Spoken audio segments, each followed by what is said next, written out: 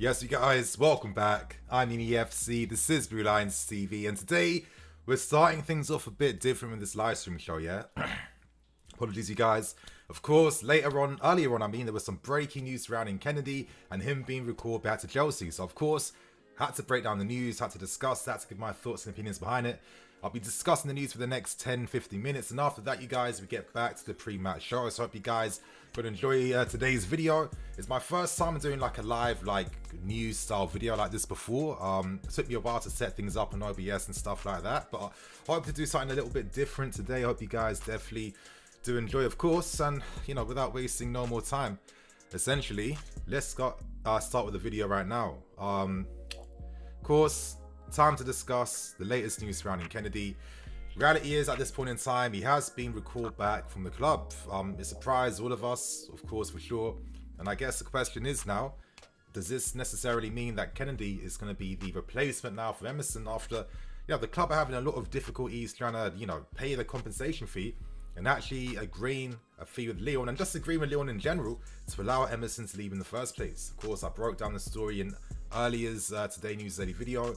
Emerson, he's content, he's happy at Leon right now, but of course the reality is as well too, you guys, that you know, we have trophies that we can win this season, and I do personally feel like there is a possibility that we could entice Emerson to come back.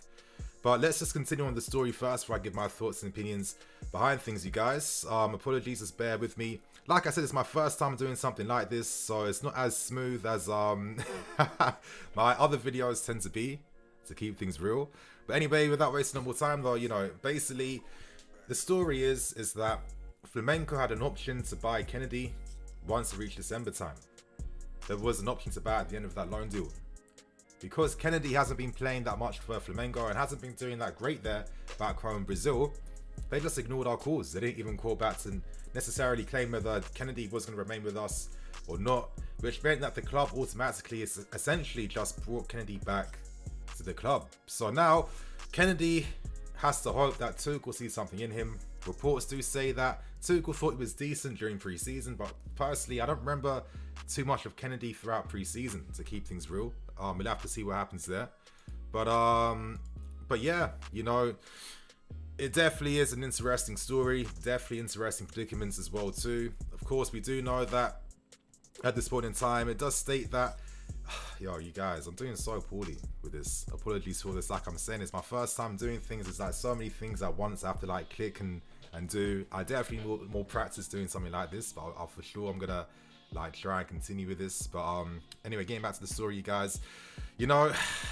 I look at this report, yeah, and a part of me does think, could we recall Kennedy back to then possibly send him on loan to Leon, hopefully allowing Leon to let Emerson leave so we can sign him. That could be possibly what the move is during January. We'll have to see what happens with that one, you guys. But of course, getting back to things, getting back to the story.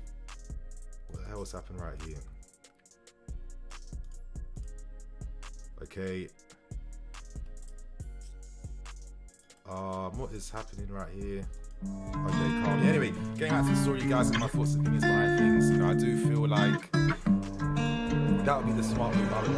Below got that sauce. A part of me does feel that like Leon necessarily would be open to running Kennedy coming to them as a replacement for Emerson. It's not like he's been lighting the goal on fire back home in Brazil. He's barely been playing. I think got like 1 goal, 1 assist so far. I know you said but you don't think I do. I can see this way you are and I can feel it too. Try to keep a level head, I try to keep it cool. This a lesson, respect me for a fool. If we're being absolutely brutally honest, did Kennedy really do that much? Okay, yeah, I'll turn the music off, you guys. Like I'm saying, like, there's so much going on the screen at once that is, I need to just get my bearings with this. This is literally one of my worst videos, worst streams I've ever done in my entire life. But hopefully more practice, we'll get there, we'll get there, we'll get there. I didn't even realize the music was on, so that's just summing up how poorly I'm doing right now. But like I'm saying, I can't imagine that Leon are going to be too impressed to, you know, have a guy as a replacement for Emerson who's not been doing bits back home in Brazil. You know, Emerson's a key first-team player for Leon. The fans won't be happy if they're going to be replacing him for a guy of lesser quality and lesser ability. And I think the truth is Kennedy even a real left back like that or a wing back like that? yeah, when he was signed here, he was originally signed on the right wing. Like for me, this guy was kind of like a Hulk regen in that sense. So, you know, his career has definitely not had that trajectory I guess we were all hoping for. And since then, he's just been having loan spells here, loan spells there. In a sense, reminds me of like the Lucas Piazon 2.0. We just completely just ruined these young Brazilian talents. I'd be surprised if we could ever like, even secure more Brazilian talents like this in the future. Piazon, Kennedy, Nathan as well too. Remember Nathan? I thought that guy, I saw a little bit of like Hazard with his like dribbling and skill. I don't even know what he's doing right now. I think he's back home in Brazil. So for me, I definitely don't even think like Kennedy would be like the option I'd want to be, you know, a competition place for Marcos Alonso. For me, that just doesn't make as much sense. I don't trust Kennedy like that. And for me, he's really more of like a winger. Back when he was at Getafe, for example, probably one of his best loan spells in his career so far. He was decent in Europe. He was decent in the league. He was scoring a few bangers here and there. So the fact that the club have had to like automatically just recall him back doesn't give me the most confidence in that sense. I can't really imagine that Thomas Tuchel is going to be looking at him as like a serious candidate to be like a, you know, backup to Marcos Alonso. I feel like if we can't get Emerson done, we have to go back in the market and find someone to sign. I really do believe that. Back when back when Kennedy was playing as a left wing back for us, I used to remember the tons of space he'd leave him behind because he doesn't necessarily have that defensive brain on. A lot of times he's caught too further up. And he's engaging in like those defensive duels. He's not really winning most of them. I know that goal he scored against Norwich, people remember that one, but I remember his performances outside of that. And for me, I don't know, it doesn't strike me with the most confidence that Flamenco just kind of ignored our calls, didn't answer back, and basically just stated that, listen, Kennedy is a guy we don't want. We don't want him. We don't want him. We don't rate him. We don't need him in that sense as well too. And, you know, it's kind of like a damning indictment on how his career has been going so far. But regardless, you guys, let's look at some of the reports right now coming out from some of the journos on the journalists on what is it, on Twitter as well. Give me a sec right here. We start with one of the first ones and we go towards Jacob Steinberg. As he says here, Chelsea have an option to recall Kennedy from his loan at Flamenco as reported in Brazil, but he isn't coming back to provide a cover at left wing back. It would just be to find a different loan as he isn't playing enough. For me, that makes a ton of sense. I think that's like the reality of the situation and what's going to happen. I'd be very surprised if he remained with the club. Could you do a Malang Sarr in that sense and take advantage of no competition? Who knows? We'd have to find out essentially. But again, it doesn't strike me with as much confidence, you guys. I do think Kennedy, his career just hasn't gone to plan as he hoped for, in my opinion. Going on to more though, let's go on to Fabrizio Romano. He says here, Kennedy's loan to Flamenco will be cancelled. He's coming back to Chelsea immediately. Possible new loan for the Brazilian winger. Exactly, so they're all kind of just like reinforcing their narrative. Tuchel will decide soon with the board. I'm sure this will be one of Tuchel's like easiest decisions he's going to make this season. It will probably be a no. Like I said during pre-season, I don't remember Kennedy doing too much. I don't remember him having too much of an impact or being too useful, in my opinion. So I'd be very, very surprised to see him having major impacts here. But let's look at the original reports that did come out from Brazil first. From the journalists here of Goal.com Brazil, Riza Simplicio, I guess her name is. As she says here, Chelsea requested Kennedy's return. They tried to keep the athlete, but the English team wants to return immediately. Yes. And another report we go to. Translating this one here. For those who ask, there is a clause in the contract with Flamengo which needed to signal in December whether or not to exercise the purchase of Kennedy. We asked Kennedy, Flamengo did not answer. We know that Gil was injured, yes. To continue on. Did not signal, blah, blah, blah. Okay, exactly. So, as I was saying before, you know, Kennedy originally had the deal, a clause inserted in his loan agreement stating that, you know, by December time, this is the opportunity for Flamenco to exercise the option to buy, and they didn't do that. So, you know, what does that really say about, you know, relying on a guy like this throughout our season when we have, you know, this is a make or break part of our season here. We have many trophies competing, you know, Carabao Cup final, realistically, and I know I'm sounding a bit cocky, but realistically, Carabao Cup final, FA Cups as well too, the league, and of course, we have to defend our Champions League title. I don't think, you know, I'm really hoping that we're going to have a big defense. I think we have the quality, and I feel like in big games, knockout games, this is where like Tuchel, his team, his tactics, and the system really come to life. So, you guys, there's some of my thoughts behind on KENEDY right now. I know you guys are talking about Theo Hernandez. I'm going to be discussing him in tomorrow's video. Can't discuss him right now, otherwise, you know, what's the point of watching tomorrow's video, you guys? In the comments, how do you feel about this KENEDY news? Do you feel like he could be like a surprise package and, you know, magically find himself with the squad throughout the season? You guys have to let me know about that one for sure. But like for me personally though, like I keep saying, I'm just not really seeing it like that, you know? I'm just not really seeing that he's going to be that guy like that. We'll have to see. We'll have to find out. We'll have to find out. But I'm going to answer some of your questions. I'd rather have Tomori back. Yeah, but I don't see that happening anytime soon. Don't disrespect Theo Hernandez. I think Theo Hernandez, listen, defensively, the guy's not amazing like that. But I think as like a balanced package, I think in the final thirds, how he attacks and the goals he can get, maybe playing more as a wing back could benefit him more compared to being like a left back. You know, I've seen some of the goals that Milan have conceded this season and some of his involvements in those goals that have been conceded. And I see a little bit of like Marcos Alonso sometimes, but I guess us as a fan base have always hoped that, okay, if Marcos Alonso really had real pace like that, I'm sure that we'd really like soften up to him a lot more. You know what I'm saying? But yeah, you guys, I think that basically that sits around in the KENEDY news. Best that I got this out on a stream compared to us like dedicating a segment on this story in a video for tomorrow. I'd imagine this guy's going straight back on loan, to be honest. I don't really see him staying here, especially when, you know, the season, the form has been a bit iffy. It's been a bit inconsistent, not gonna lie. Being a bit dead to as well too. So, you guys, I'm gonna end this part right here. I think I can just quickly mark this. Calm.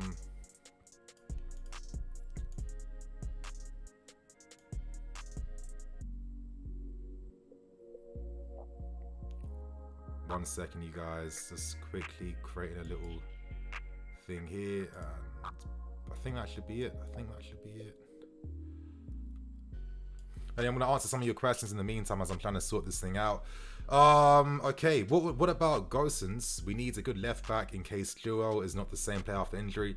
You know, let's give Ben a bit of leeway first. I think hopefully, you know, when the season ends and having the pre-season, I feel like he could come back in okay form. I think pre-season really is, you know, it's a really big thing to have for a player, essentially. And I guess, you know, the pressure of just like draining and not having any pressure on him, I think that could work in his favor. Not gonna lie, I think that could definitely work in his favor. So I don't want to be ruling him out for anything at this point in time. But let's go back to the mainstream. Let's get back to the match now. Let's look at the team lineup news and what to expect from the game today, of course, against Spurs. And yeah. Cool. Back to the chat right now. Like I said, you guys, it's not my best stream today. I'm a little bit embarrassed by how I'm doing today live. Gonna keep doing more of these and definitely just get a lot smoother and easier with things. Maybe I have to invest one of those stream decks as well too, just to make my life easier, so I can like press a button instead of like looking here, looking there, dealing with this, dealing with that. It's I'm telling you guys, it gets quite technical behind the scenes. But moving on to Pinaldo, the taxi driver. Tagliafico is good. I think he's decent. I feel like Ajax, there's potential, you know, a possibility to do a deal there. He's not going to cost that much. I think it's ranging between like 8 to 12 million euros, which is not too bad. You know, he's got experience playing in Europe as well too. He could be decent competition. He's not necessarily been awful. It's just the fact that, you know, Lissandro Martinez is playing now as a centre-back. Daley Blind is just so good that you can't really leave him out, which means that he's now playing as a left-back for Ajax. So it's just, it happens in football sometimes, you know, it does happen in football. Moving on though to Cristiano. I think there are enough options in the market to find a solution to our wing-back shortage. I definitely think there are some interesting ones. I'm always saying Marla from Atalanta. I think Marla, because he can play down the left and play down the right, that can definitely be a useful signing for us with how our season's going so far. I can't imagine it costs too much money as well too. I don't know. I don't know personally. Maybe I'm being a bit too cocky and ahead of myself, but I just feel like there's like the potential to do like business there. I think players of that nature, Sergino Dest as well. not one of my number 1, number 2, and even number 3 signings, but you know, the fact that maybe if Tuchel likes him, that we're using him for half the season at least. He's young. You know, being young always gives you that, I guess, that hopefulness. You know, you always feel that hopefulness that maybe in a different environment, you could see a different game. And I think maybe playing as a wing-back could benefit him more compared to playing as a full-back, where you need to have like better defensive responsibilities. With us, we know that we have defenders here that help improve the young guys around them. Could be a beneficial experience for Dest if that was to happen. However, Dest prefers to remain in Barcelona and try and fight for his place too. And, you know, at Barca, there's a camp where, you know, maybe some guys at the club aren't really feeling him like that. But on the other hand, there's also supporters of him that believe that with more time and patience, this guy could be the real deal. So we'd have to see what happens. We have to see. Now, moving on to the Haas, yes, Dini, who do you think is more likely to return out of Emerson and Maatsen? I'd have to say maybe Emerson. To be honest, man, if I'm being real with you, I really don't know. Honestly, I really don't know who's going to be more realistic. I know there's like certain clauses in Maatsen's contract as well too, where it doesn't really favour us being able to like recall him like that and bring him back. And I think the reality too with Emerson is the fact that, you know, we didn't even insert an option to recall in his loan deal because for the past few seasons now, we've been trying to sell him. The reason why he went on loan to sign for Lyon was because at the end of that loan spell, he was going to be signing for them on a permanent. And the fact that he was playing week in, week out really does boost the chances that at the end of the season, you would have earned around like 12.5 million for him. So it's interesting. If we do sign him back and bring him back here, Emerson can feel, well, how do I know I'm going to remain at the club now? How do I know that? How do I know I'm not going to be like pushed out on loan again? I'm settled in Lyon. What if Lyon don't want me next season? What if a French club doesn't want me next season? What if, you know, there's like returns back to Italy or Germany or whatever? I guess you want to have more of that stability in your career when you have a family, when you have kids, when you have a wife. I think that's the side of football where we as fans don't necessarily care about that. We don't necessarily think too much about that either. And I do think that, you know, maybe this is why Emerson feels like, ideally, I do want to stay where I am. And I don't want to, like, you know, rock the boat and jeopardize myself. So I do get that. Moving on to Range Rover. Can't be on stacking left backs. Yeah, we have, you know, Maatsen. We've got Juan Castillo as well too, who's, I think, returning back. I guess you could say Kennedy counts as one. Baba Rackman, Emerson, Alonso, Ben Chilwell, and Maatsen too. So that's like, what, 6-7 left backs on the books right now. It's absolutely mad. It doesn't make any sense, to be honest. So yeah, I fully understand why the club are looking to just take things smart and not rush into any transfers that's going to cost us in the long run. I think right now, you guys, I'm going to put on the team news so we can actually look at, you know, what the lineup is for the game. Okay, I don't know what's happened here.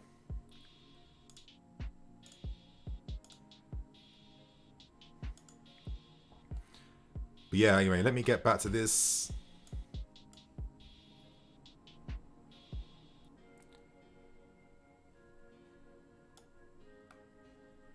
Okay, well, something funky's happened here. Flipping hell, man. Streaming is such a long thing. Like, I respect these men who are doing this left, right, and center. Like, the way that Mark Goldbridge has his show, just like that, you know, it's seamless. You have to rate that. You have to respect that. I'm just going to put on the main stats for the game. Get the team lineup news up, you guys. Some interesting choices we're seeing. Some very interesting ones. Seems like we could be seeing another use of that, you know, asymmetrical 4-4-2. Maybe Christensen's going to be that makeshift right back. Or maybe what we did with Ziyech down the right hand sides, we're going to move to the opposite flank now and have Hudson-Odoi acting as like the Ziyech of the team.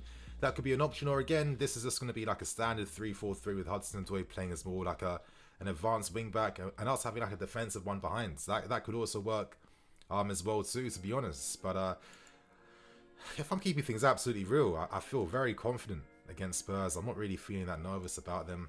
I'm not really expecting too much too. I'd be deeply surprised and personally insulted and offended if Spurs, you know, pulled off an absolute miracle and got anything from this game. Even if they like took this game to extra time too, because in this second leg game, if they were to get 2 goals, there's no away goals, it would just go to extra time. So Yeah, I don't know. I just don't really see that happening. I think we're using quite a strong lineup as well too. As we can see with Spurs' lineup, they've gone for a 3-4-3 again. Tanganga, Sanchez, Davies, essentially nearly the same team, only with Winks replacing Skip, who was literally getting Skip passing the field.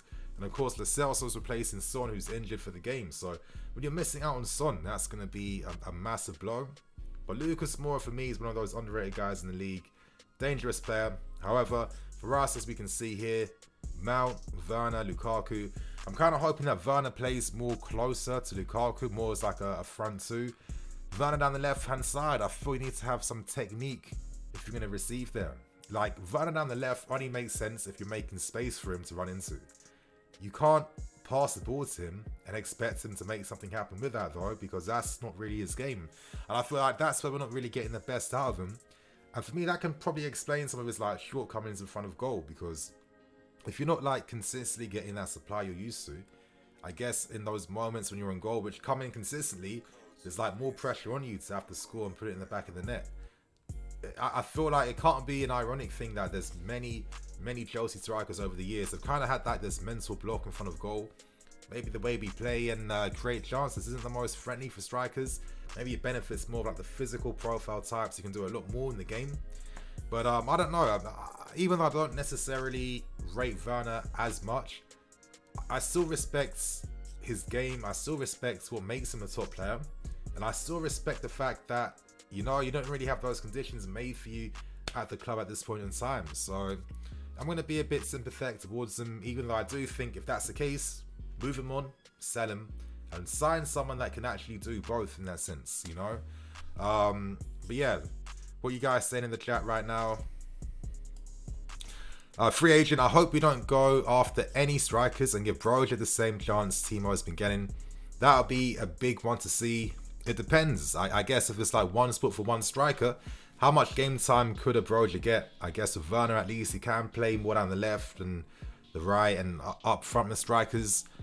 You know, I think BROJA is a very good young player, very good. I'll be honest with you guys, he's definitely surprised me with how quickly he's adjusted to the Premier League and, you know, just how well his career is going right now so far.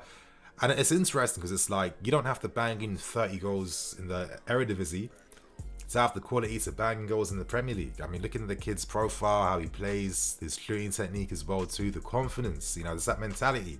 That's what I really like about him, that mentality that he plays with. He's a unit too. This guy's an absolute unit as well. So, you guys, I did release a big video just discussing the current news surrounding Southampton's attempts to try and sign BROJA at the end of the season. Here's the statement signing that their new manager wants to make. For me, it would take something astronomical for them to even be able to sign him like that. So we'll have to see what happens there, you man. Moving on, we can use Kennedy as a left wing back. We could, but I don't think he'd be a very good one. Like me personally, if you're going to use Kennedy as a left wing back, you might as well just use Lewis Hall, because I don't think Kennedy really lit the world on fire playing as a wing back at the club. I feel like he does have those deficiencies, and the fact that as he's getting older, you see more of a regression in that sense. I can't see him finding like a new level and form if he was to come back to us. So for me, I think that's definitely a no-no. Moving on to Oliver. Why are we not playing a midfield 3? We have Jorginho as a DM, Mount and Cover and others playing as number 8. I mean, that is an interesting question. Sometimes I wonder why. I wouldn't use like a 4-3-3 in a big game against like a Man City or Liverpool, for example, with Jorginho there.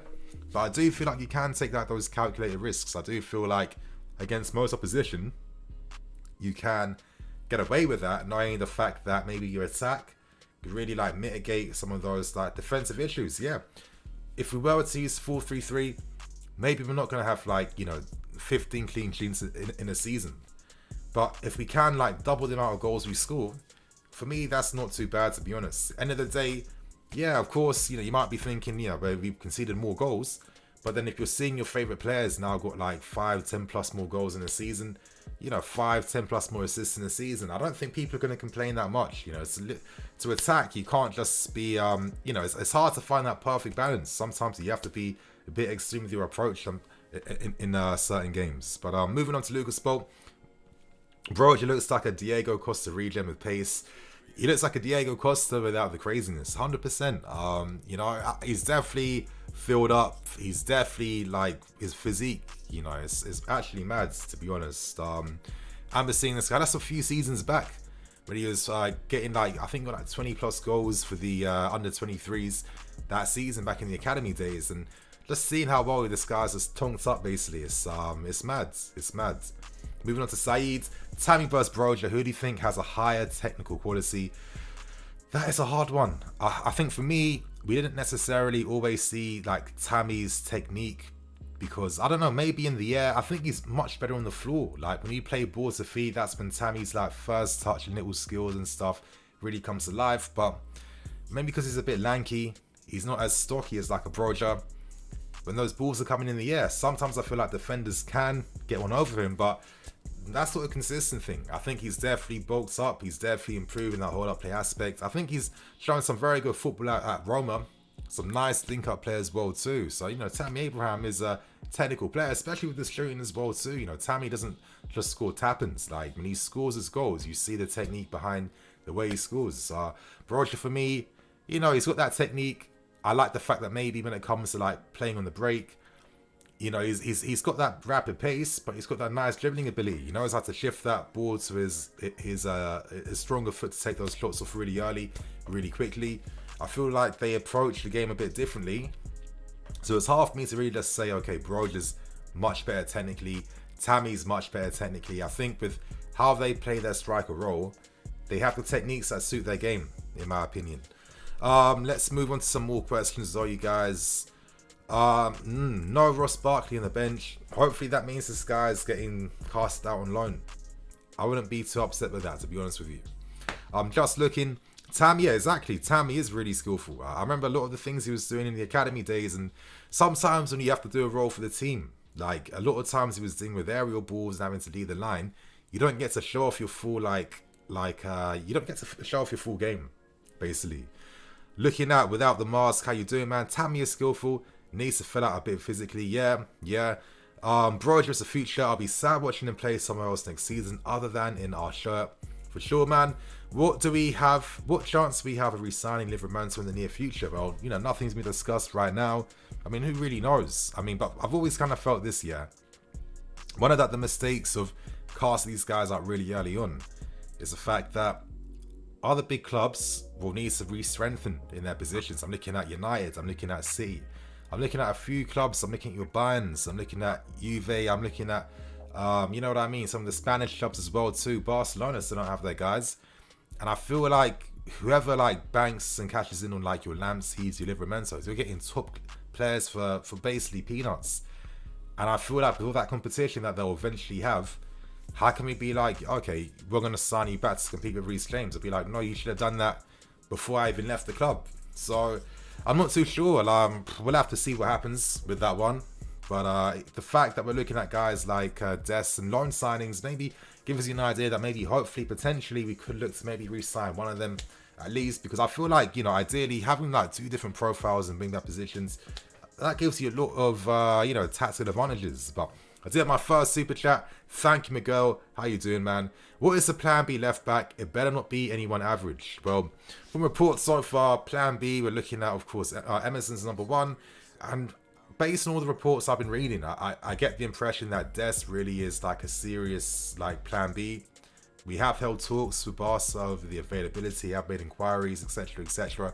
We didn't do that for Digne. There were no like talks like that leading to like, you know, there were like some brief talks, but no talks leading towards like a future move or anything like that. And in regards to like other left back targets and options as well too, I guess there's not really anyone's really standing out. I guess Matson's being explored as a possibility to recall on loan. It would be a big thing for him, of course. I do feel like maybe Matson's maybe a bit more ready compared to like a Lewis Hall, where Lewis Hall is more of like a midfield player who can play down that left-hand side. But I mean, of course, physically, he still hasn't like bulked up like that. And you do have to be physical in the Premier League. I think different leagues need different like physiology, different profiles, and he just needs more time. I wouldn't rush him crazy into the first team like that, but I definitely give opportunities out if they're there to be had, to be honest. Moving on to TK13, in my opinion, Havertz needs to build up his upper body strength as he struggles with the physicality. Maybe you can get some tips from Mason. Your thoughts, Nini? I do think that Havertz is physical enough. We got to think like if he was to get, you know, really wham and really big, would his game really work the same way? I'm not too sure. If he was to get bigger, maybe playing in midfield could be the one. I've always thought Kai is like an attacking box-to-box mids. Would probably be his best position, to be honest. Playing on the left with a front three, I don't really like. Playing on the right doesn't ever seem to play there, to be honest. I still have really weird reservations around him. I'm not really understanding what the future is going to hold for him like that, in that sense.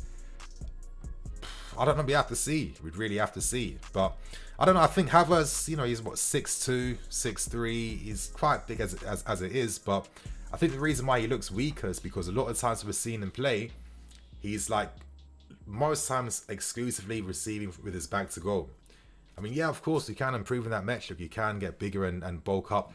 That's not going to come overnight. That's going to take a lot of work and practice. But at the same time, he's like an attacking player where, you know, you do miss out on a bit of that speed if you're going to just like, you know, really bulk up like that. I don't know. We have to see what his like long-term position is going to be. But at the same time, I've got to be real. I've got like these weird reservations on Havertz, because it's like, okay, if he doesn't have like a set position like that, then what was the ultimate plan for him? You know, he spent a lot of time signing this guy, put a lot of effort in, and spent a ton of money. It's one of the most expensive players in our history. So you'd like to think we'd do a bit better by him, in my opinion. But we'd have to see. Moving on though, Bash May. Hey Nini, what about Baba Rackman? Listen, Baba's my country man, but I think that ship sailed a long time ago, to be honest. I did hear that when he was at Reading, there was interest from Premier League clubs looking at him, so he must be having a decent season there. But Baba, he can be a bit inconsistent sometimes, like especially playing for Ghana. Sometimes the defending's just not really there like that. It can be a bit inconsistent. So for me, not of the right level, in my opinion. Moving on though, Siddharth. Nini, how's it going, bruv? Yeah, not too bad, man. Not too bad. Looking forward to this game for later. Game starts in 5 minutes time, you guys. Me, personally, I feel we booked our place in the funnel already. I'm okay with Spurs trying to go for it, knowing the fact that we can exploit them with pace. And I think that's why Werner's playing in this game, because, you know, if you've got like Emerson pushing forward, Tanganga just moving mad in the back three, if Lukaku is attracting the attention of that Spurs defense, hopefully there's opportunities for Werner to play off Lukaku and running behind. That could work. I guess maybe that's the system behind it.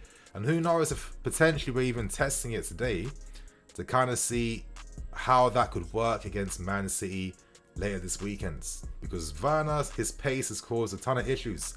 Pacing behind Man City's backline causes a ton of issues. We were able to exploit their offside trap. I feel like if we don't just like play within ourselves, like the other game earlier this season, which for me was probably easily the worst game this season, because we did not play our game. We played within ourselves. I did not like it.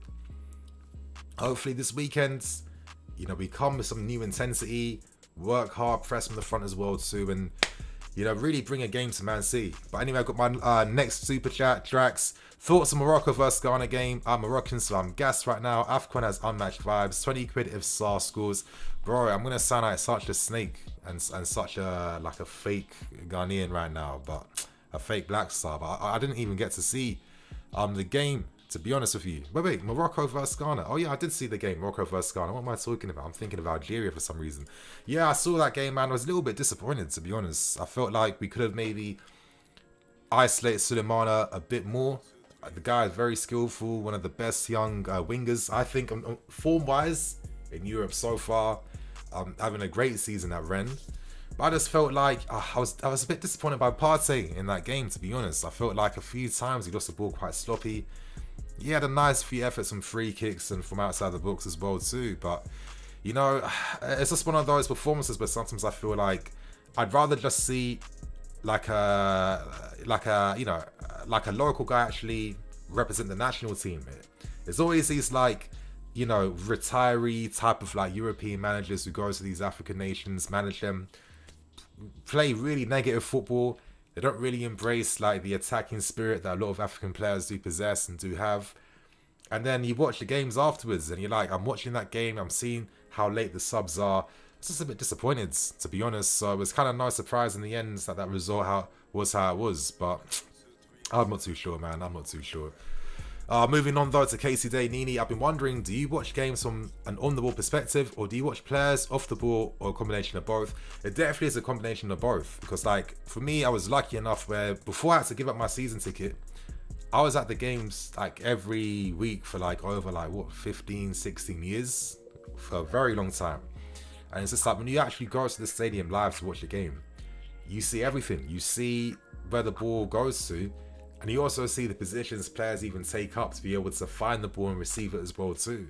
And it's just like, that's kind of like stuck in my DNA. Of course, TV makes it a bit hard. Camera's just constantly tracking when the ball is going. So you kind of have to like program yourself to look past that, to like survey what's happening around the field as well too.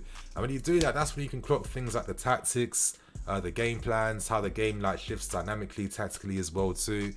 And also, I also think the movement of a player does maybe count towards how good the performance is as well too, in my opinion. So yeah, it's definitely like it's definitely both. Definitely trying to look at as much info as possible. But you guys, in the next minute, the game's starting. I need to quickly get this game up on the iPad right now. Bear with me, you guys.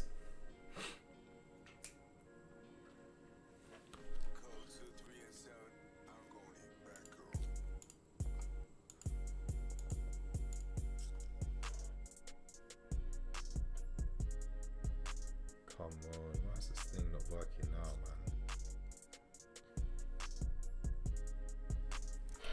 man? Okay, Nini, did you see the ref in the Mali game? No, I missed that, but I saw it on social media though. It's no surprise to me really, to be honest.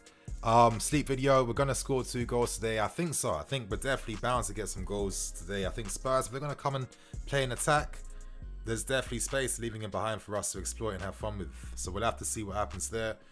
For some reason, the app has just crashed on the iPads. I don't know what's happening right now. Very disappointing. It's always annoying when technology just doesn't work how it's supposed to. But regardless, you guys, the game is starting right now. I've got it on my screen, on my computer. Thank God for that, at least. Yo, what is happening here?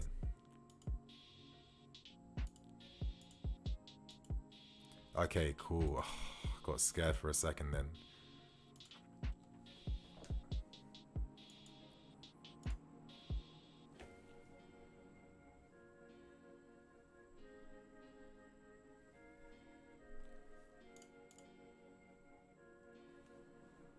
Yeah, bear with me, you guys. My stream is just like lagging like crazy right now. Don't know what's happening, to be honest. Come on. Yeah, now it's on. Thank God. Malang Sarr's on the ball right now. Looking forward to seeing how we're about to approach this game and play. Okay, calm. We're back. We're ready to go. But you guys, personally, yeah, I feel like this is going to be our first final book domestically this season. Carabao Cup, Wembley, we have to be there. We have to secure it as many trophies as possible. I don't see us getting the league, but I do see us securing the bag silverware-wise for this season. So again, we're seeing Rudiger playing in the middle, makes more sense. Aspie, yeah, playing more as a wing-back. Lukaku in behind right now. He had a decent battle with Sanchez, so I'm hoping for a lot more in this game today. There's some mounts on the right hand side naturally. Werner is playing closer now to Lukaku. So this definitely feels like more of like a 4-4-2 with Sarr. With Sarr playing more as a left back. Because we can't forget, Sarr also played as a left back as well during his days at Nice. So it's definitely something handy to use, I guess. And we haven't been able to see that because we had injuries to Christensen and Silva at the time as well. So, you know, when you're seeing details like this, it gets you really thinking, okay, I guess you need to get at least one fullback, one wing back for this season. But yeah, this little continuation from the back four, could we see it against Man City? Actually, no, I don't think so. I think Silva, he's clearly being rested for that game. Kante clearly being rested for that game as well too. Yeah, just got to see what happens. But I'm really curious to see how Malang Sarr performs. I always feel like sometimes when he's on the ball, he can take like a bit too long to release, if you know what I mean. But anyway, Hudson-Odoi receives and those in the channels, playing that mount role in the first leg, basically. Sarr with a okay balling, decent balling. We're definitely going to see a different part of this game in this game tonight. But so far, it looks like a very confident start against Spurs. A start I was expecting, to be honest. Jorginho, okay. That was the right pass to make. You know, he wanted Sarr to be in that position to be quick, you know, to get him behind the lines quickly. So this is what I mean. We have to notice these details with Sarr and see how he copes throughout the game today. But I wouldn't be surprised if he plays more for, like, you know, the first 45, 60 minutes. We'll have to see. But so far, he's been on the ball quite a lot.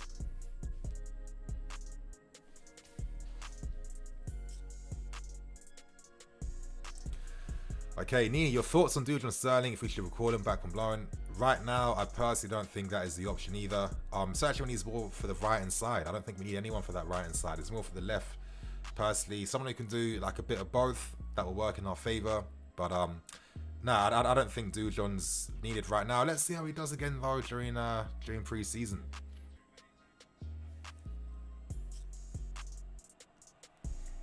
Plates.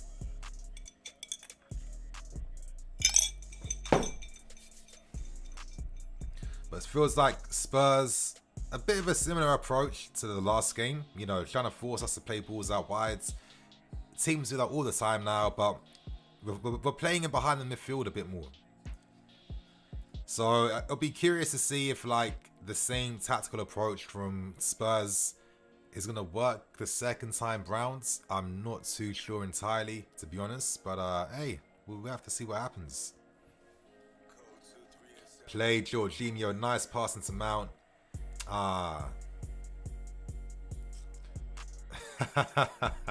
Mount just absolutely clatters into Harry Winks. But yeah, I'm happy to see at least Werner and Lukaku are kind of playing closer together. I mean, if on paper, if they could work as a strike force, yeah, if they could work as a front two, it does bring some interesting possibilities to the team, especially for this part of the season now, where there's a lot of knockout games, a lot of cup games, and you know when you play like more mid-block, more counter-attack, I think we have the players that can really take advantage of any team, actually, when it comes to exploiting them on the counter-attack. And I think Lukaku and Werner, on paper, theoretically, could be like stupidly dangerous. Stupidly dangerous.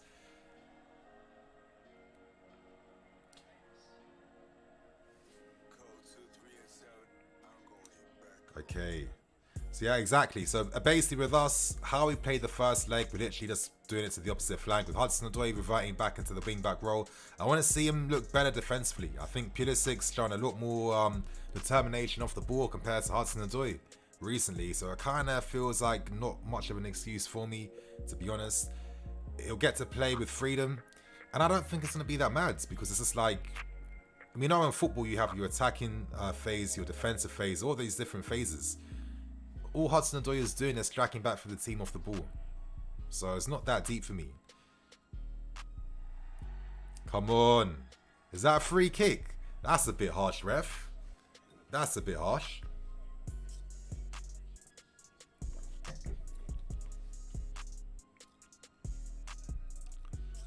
Okay. That was a clear foul. Got that wrong. Christensen. First game back in a while. Bit of a rusty tackle, to be fair. Right behind his ankles. This is an opportunity for Spurs now. If they can score from this, this entire game is different. Do I see them scoring from this though? Absolutely not. What's let me see what you guys are saying. If Chelsea had a B team like Barcelona does, where would we have Cobham grads playing? Where do you think the Chelsea B team would finish in the Championship? I think that's a very good question, to be honest. I like to think maybe round like what? Mid-table, at least not being relegated. I like to think, you got to think that not every guy in our academy is going to make it, but we normally have like a ton who do.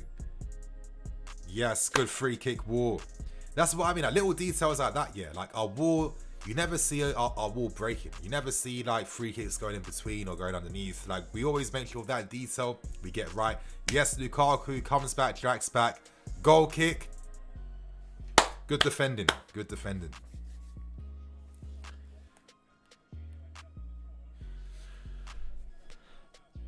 Okay, Kennedy isn't doing too good in Brazil, though. I heard. No, he hasn't. He hasn't been playing for Flamengo like that either. So, like I said, I can't imagine he's coming back to be doing anything in the team. Yeah, Tuchel might look at him as like a Z-list option or something, but not to be like a serious candidate to play. Yeah, thoughts on Mbamba to Hellas Verona? That's the club where Jorginho first made his name. And I know Hellas Verona played like an exciting, like attacking football. So that could be a good education, playing in Serie A, getting that type of, education in regards to like a different way in which those teams play.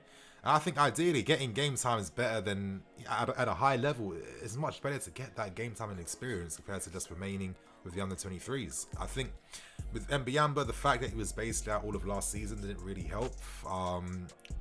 I think it could have been completely different for him. Let's say when Lampard was still at the club and he had no injuries. And I think, yeah, who knows what could have happened with his chances, because Lampard was a really big fan of him, one of the main guys to bring him to the club. But I think I'd have to see how he does performing, higher up, to be fair. But, profile-wise, how he plays on the ball, certain details like that, hey, he's not too bad. He's not too bad. Good ball, Rudiger. Oh, unlucky. Come on, Werner. Come on. Oh. I swear every time he tries that little like lobbed finish, it just never comes off. Like, I saw this comp on Twitter today of like, that pass Ziyech made to him in the first leg against Spurs. That's the second time he's done that for Timo. And the execution of that pass has been wrong every single time. And it's just like, if I was something like a Ziyech, I'd be really frustrated at the fact that, I'm setting some of you guys up on a plate here for fun. You're not getting me the assists I deserve. You're not being clinical enough. So I can understand that frustration.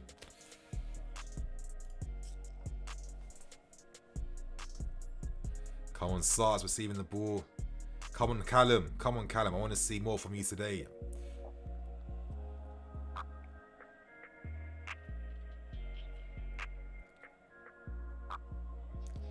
Nice. That's it.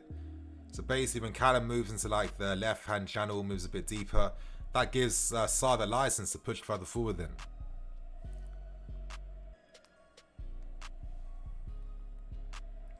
That's it. Sar got caught on the ball. Not ideal. Not ideal.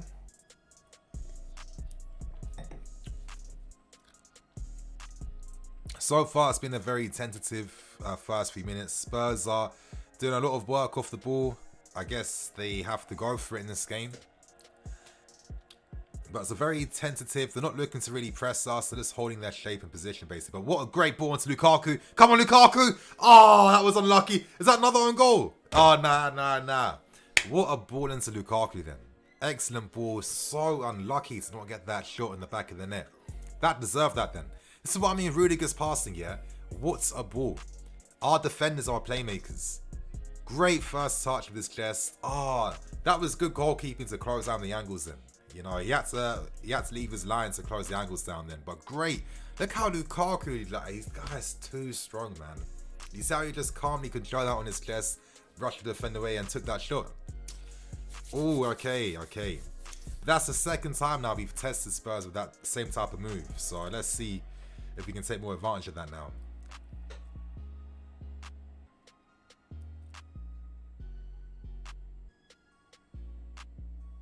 Okay. It's literally been all us on the ball. Spurs have barely been on the ball. If you don't pressure our defense, then Rudiger's going to play Hollywood passes in behind you. It's really that simple.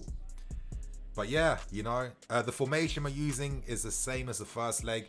But imagine that with how Ziyech moved into a wing-back position of the ball, we've just moved out to the opposite flank now with Hudson Odoi doing the same thing. And you know what I mean? Aspie playing that Alonso role in the first leg. So essentially the same principle tactically. So it is another asymmetrical 4-4-2 basically. Because we can see how close Werner and Lukaku are playing together as like a real front two. And that's what tells you, okay, this is the formation we're using. That's it. Come on, Cal. Get the ball, skin him. Drive down the flank. I feel like Callum's, the only thing though is his dribbling. It's just not on point like I want it to be, It's just not the same.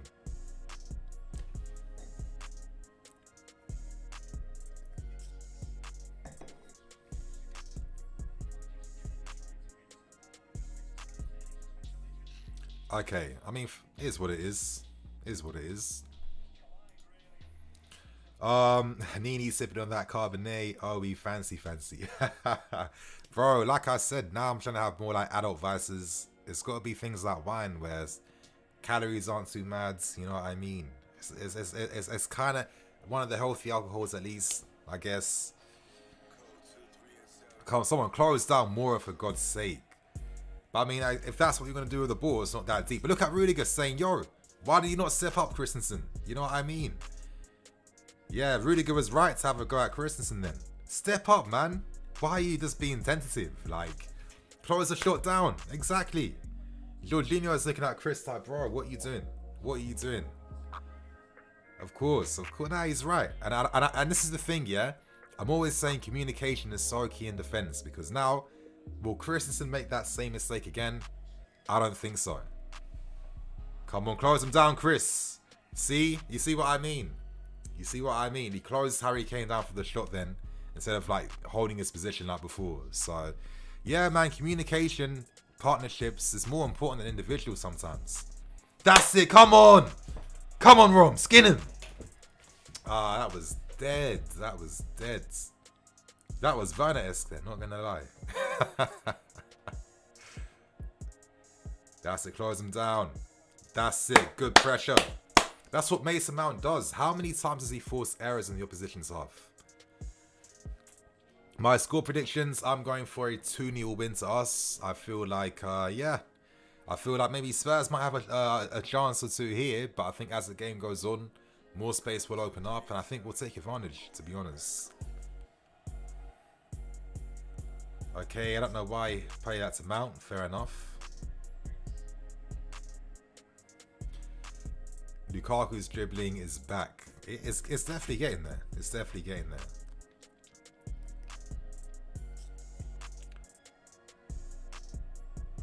Played covered. That's it. That's it.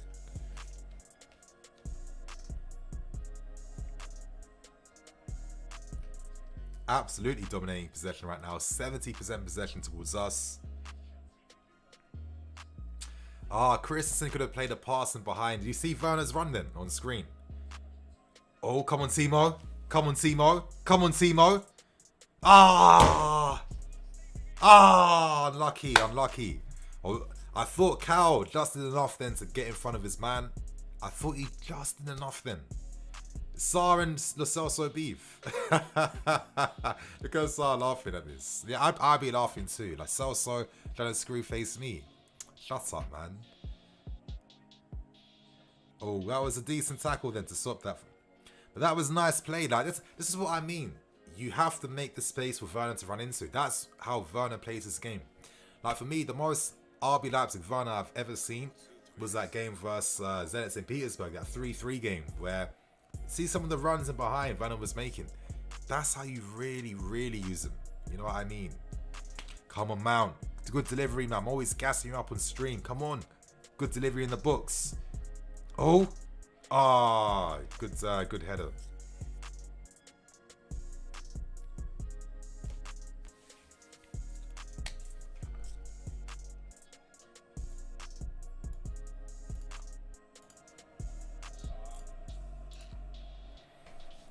That's it, Werner again. Come on. Yes, Werner. That's it. Keep the ball. Oh, I could see the cross Hudson-Odoi was going for then. You know, trying to play a ball to feet cross to Lukaku. Play. Come on, Rom. Oh, that's it, Rom. Werner, that's it. Cut inside, Werner. Shoot. Ah, too slow. He should have just played the pass in behind to Hudson-Odoi. Come on. Callum was free then. You attracted the attention of 2 Spurs defenders then, and Callum made the run in behind. It's like little details like that. Come on. But I'm sensing positivity now, you know. Spurs, there's something about that club. Like, I feel they're like pretenders. Like back in the day when Newcastle used to think that they were like league challenges and stuff. I feel like this is where Spurs have taken their place. But Mount, good delivery.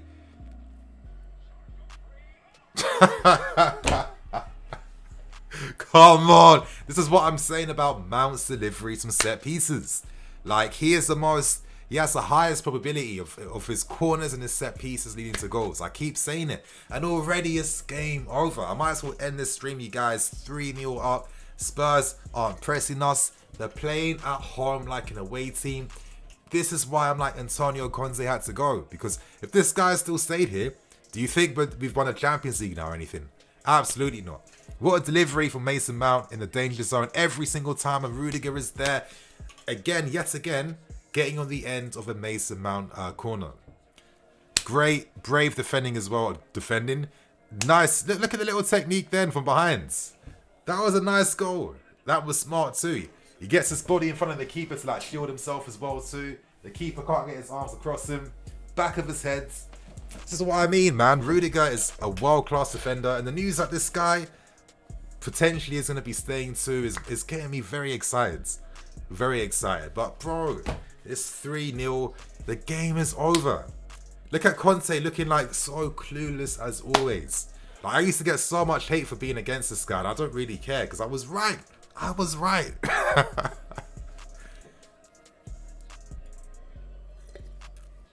Come on, Spurs, press us, I beg. Please press us. That's what I want you to do. That I want you to press us. look at the time and space in the ball Jorginho has to play a pass. It's not making any sense. Played easy. Come on, Mason.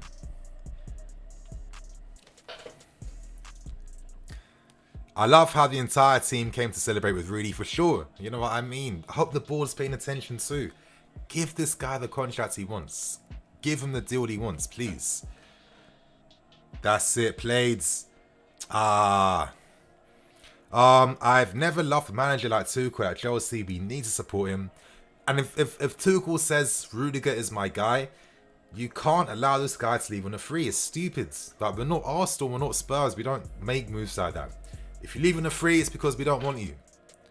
That's how it should be. Like Lewis Baker, I think he's found a new club for himself. That's how you do it. But we don't let our key players leave on frees. It makes no sense, yeah. Played Chris. But no, I take that back. Poor play, Chris. I feel like Christensen is like, he's one of those guys where it's like, when he's had like some time out of the team, his first game back's always a little bit rusty. He makes those mistakes that you don't necessarily see beforehand. But I'm just looking at Spurs thinking, yo, you wanted to get back in this final, and it's kind of slightly looking like a repeat of the first leg, in my opinion. Saeed, we need a needy FIFA 22 gameplay in the second half. Can I even just do that? Let's just bang out FIFA second half. That'd be, I mean, I might as well, to be fair. But I'm not going to lie, I'd also be highly entertained if we could really just like embarrass Spurs in their new stadium. I'd love to see that, you know. So let's hope we can get more goals. I want to see Lukaku and Varane on the score sheet. Of course, our defenders scores. Our defenders are always the highest goal scorers in a season. I want to see one of the strikers score versus Spurs today. Played Callum. Is that a corner? Really? That's not a foul. From behind, he absolutely decks him from behind. Are you serious? Alright, okay. Why run a stream and Chelsea is playing? Bro, I'm watching the stream. I'm watching the game. I don't know how to answer that one. Come on, you guys, concentrate. Okay, cool. I mean, I guess ideally that's going to be like Spurs' main threat in a game like this is from set piece opportunities. Have to see. That's it. But I feel like the application today, man, the players don't, when you play against Tottenham, you have to win. That's it. Played Rom. Played Jorginho, and a few nice 1-2s there.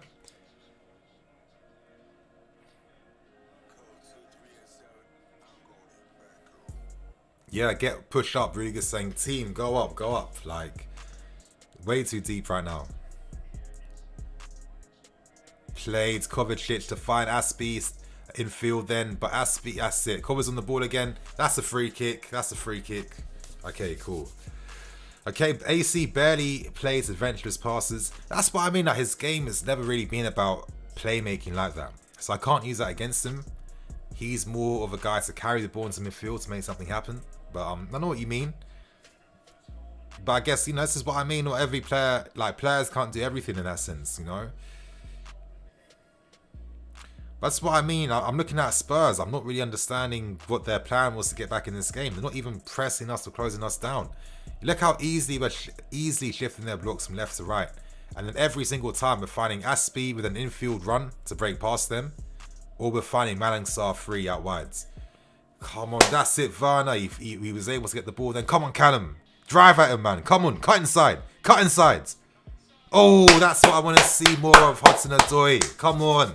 Corner, corner. That's what I want to see more of. Cutting inside, showing that assertiveness, taking your shots early. The guy's so good at doing this. That's what I'm saying. Come on, Callum. Ahmed, 200k a week for a world-class defender is an absolute bargain. Yes, Ahmed, my guy. I'll snap my fingers to that. It is a bargain, and this is what I mean. There's no flipping way the club is going to let this guy leave on a free. I just can't even imagine it, to be honest. But anyway, Mason Mount on the ball again. Like, remember that game against United when Alonso took 13 set pieces? If Mount had that many, we'd have got 2 goals in that game. Oh, okay. I think Saar is pretty young. I don't think he's that young, to be honest. Cody, 3-point lane, as it should be. As they should have named the stadium, to be honest. Like, they look so poor. Like, you know how bad this is? Like, Conte will blame the players, but I'm sorry. Like, I was seeing us doing shit like this. I mean, we have better players than Spurs. But anyway, that's it, Callum. Come on, Callum. Oh, Werner did the right thing, and no one expected it then. I didn't even expect that pass then, but that was the right move. Yes, Aspie, the way he just like closes his man down, so aggressive at closing those spaces down. It wins that possession so many times for us, man. Just, yeah, non-stop pressure on Spurs right now, just completely controlling the game in the half. I'm gonna have to ask you guys, what's been an easier first half so far? The first leg first half? Or the second leg first half? Was there really, is there even any difference? Wow. Like their strikers aren't closing no one down. They're just like holding their position, pretending like, and I'm not understanding it, you know? Like Mora's not being aggressive. Then yeah. Like they're just a yard behind us non-stop. Look at Kane like jogging to close down who? This is I think not only is it like the players being dead, but also tactically from Conte. Like, come on. You might as well just park the bus and you'd be a lot more effective that way. I don't know. I mean, I'm okay with this for sure. But, yeah, I just knew this game would go down exactly like this. Yeah, I knew it would be played exactly like this because I just didn't see Spurs surprising us tactically at all. Oh, that was a good ball in behind to find Timo Werner. That's what I mean. That type of ball can be played. Fucking hell, ref. That's a fucking flipping free kick. So I don't know why I'm swearing then all of a sudden, you guys. My bad. Yeah, Tanganga is some dead defending. Like, what's he even... You didn't even have to touch your man then. This is the level we're playing against. You understand? You don't understand how, like, mediocre it is. Come on, Macezinho. That's what I want to see. Might as well take a shot on goal, man. Werner isn't rated. Yep, Tanganga, what a weak move there. Werner would have been through for sure. I think, yeah, Werner has. Werner's been alright in this game so far. I'm not talking down on him. 100%. Come on, Mason, man. Another beautiful ball inside the box. Ooh. Nice header backwards to find Callum. That's it. That's it. Oh, that was not the best cross then. Played Saar. I mean, this is easy right now. Are you understanding this level of control we're having in the first half yet? Do you actually understand how easy it's been for us? And I'm very happy with this because we'll have a super intense game versus Man City this weekend. So if Spurs want to make this a training game, please continue this tempo. I'm more than happy with this, honestly. I don't want to see players busting the gut. I'm not going to lie. If we don't have to, don't bust the gut. Oh, see, Werner's finding some nice spaces like in behind, and it's really helping us progress the ball forwards. Plates.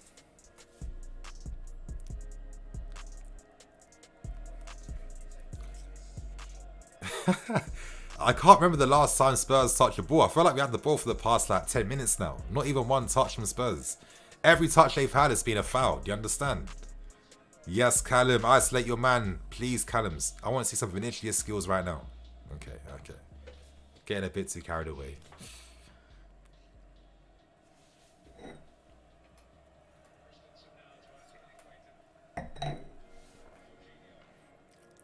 Yes.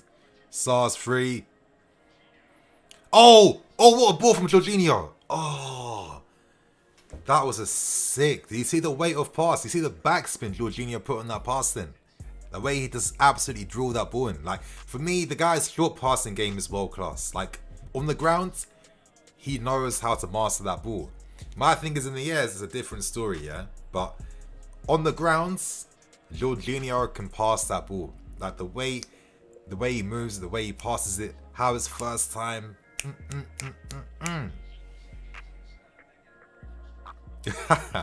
Spurs fans getting frustrated. I mean, I'd be very pissed off, but you know, this is what happens with Antonio Conte. I'm sorry, like we saw this against Man City, that infamous game versus Man City when the press was non-existent.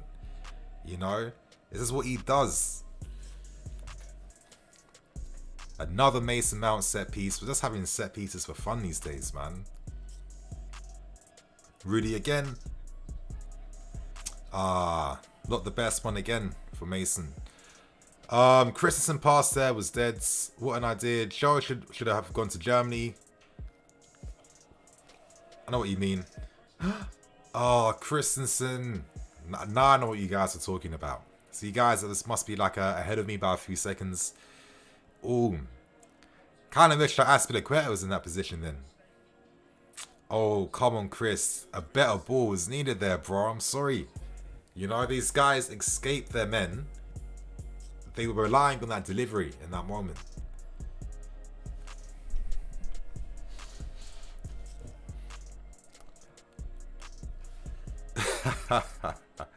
That's yours, Callum. Oh, hey, you don't even have to do nothing. Emerson gave the ball back to us. Like, I read somewhere today online that Barcelona were absolutely baffled and surprised that Spurs paid like 26 mil to basically sign Emerson, which sums it up, to be honest. Osima, Mount's a bit tired. I think he could be onto something. I hope maybe in the second half we see some more subs, more rotation. I think that's the way to move.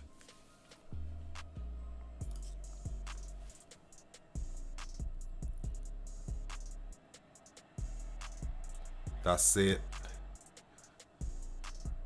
Yours, Rom. That's yours. That's yours. I didn't know where that ball was then. One of the few times in the past 50 minutes when Spurs are actually playing more than like 5 passes together.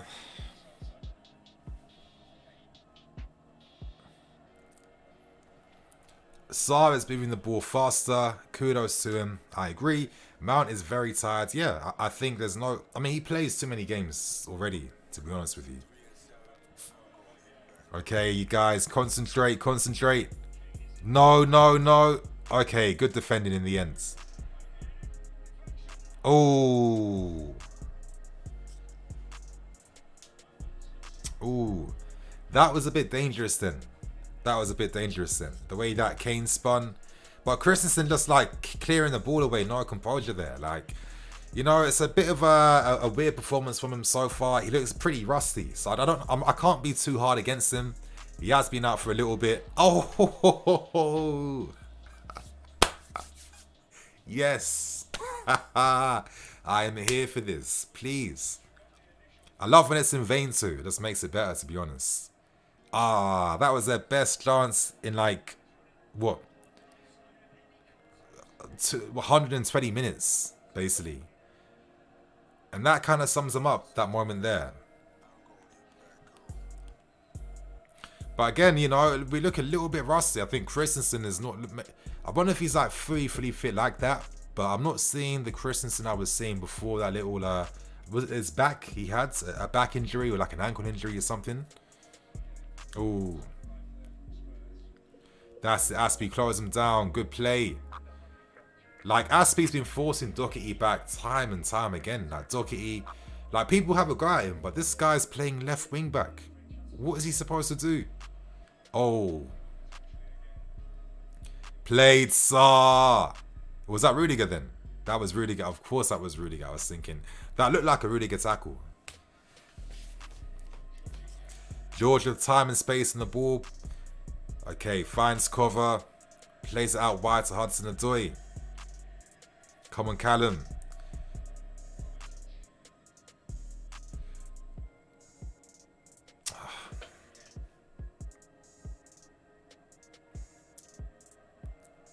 Yeah, yeah.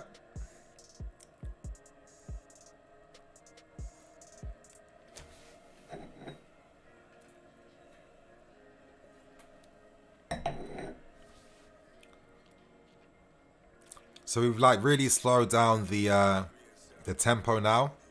Trying to force Spurs to come up a bit more so we can play through them and find more passes to play between the lines. Definitely the right tactic to do. You know what I mean? And oh, Coven nearly pulled that pass off. Played. That's it. Come on, Callum, make that overlapping run. Come on, Werner, you need to find him, man. Oh, oh.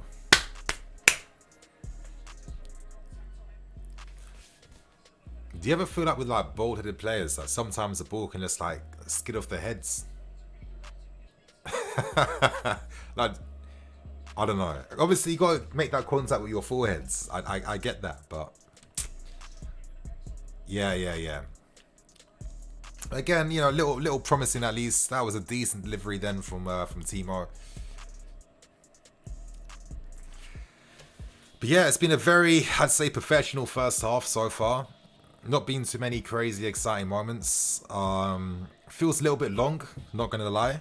But that was a nice pass from Rudy. Like, this is what I mean. How are Spurs allowing Rudiger to have this time and space on the ball? Like, you don't give players like him time on the ball and space, because it's like, look at the passes this guy's been playing from deep.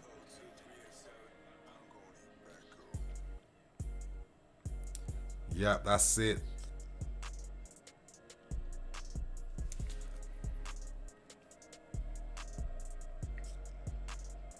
But you guys in the comment section right now, how are you finding this first half so far? Is it exciting? I don't know, you tell me. Werner. Win that ball back. He wins it back. Played Werner. Oh, Timo, is that you? Okay. That was a nice play from Werner to recover that back then. Oh, I didn't play him in properly then. Lukaku should have played that pass first time then. Free kick away. Yeah, I'm not going to lie. Lo Celso has been on the floor the most times out of anyone today, but I'm not complaining, to be honest. Sar's making it personal with Lo Celso. Nini, what are you talking about? Laugh mask off bald-headed players. I don't know what I'm talking about, to be honest with you.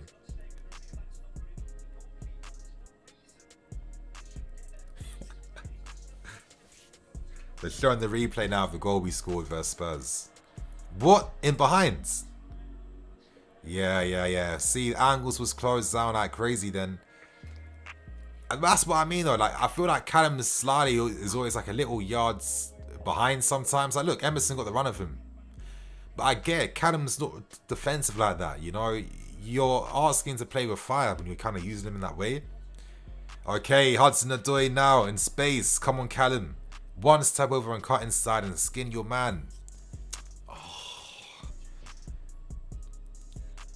I guess I'm just being a bit too like childish, I guess. But I don't know. I'm always gonna hope that Callum will just like be a bit more expressive on the ball sometimes, you know? It's always like the professional option he picks all the time. Like, okay, I'm not gonna skin my man. I'm gonna pass it and play it safe. And then like he never has any opportunities really to get past his man. I mean, I respect it, understand it, but I don't know. Oh, cover. Sloppy giving it away, and good play from Christensen to win that off Lucas then. Look at that space right now. We're seeing Werner. He's about to arrive in that space in front of Sanchez.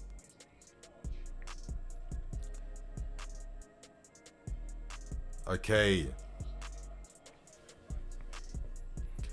Now Mount's playing off of him. But yeah, I feel like our tempo has been quite measured in this first half so far. We haven't really had to go to any gears at all. Fair enough. Don't foul him. Don't foul him. That's it. And they're giving the ball away. Yes, Aspie. Okay, unlucky. Unlucky. And that's sloppily given away again. I'm not going to lie. It's not been the most exciting first half. I think, you know, Spurs, they're doing their bit and making it very boring. There's no real closing down, no intensity off the ball.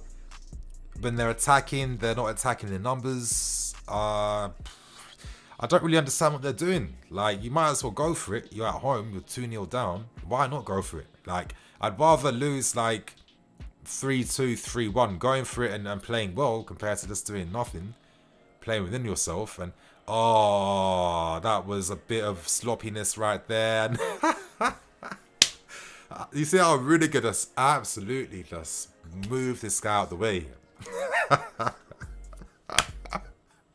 Like, why was I even nervous then in that situation? Like, come on, Rudiger's about to recover. You know, Rudiger recoveries. You know what that means. It means you're getting possession back, and it means that you're good. Yes, sir. Carrying that ball more than Hudson-Odoi today. Hey, Lo Celso got one back on him. Yes! That is hilarious.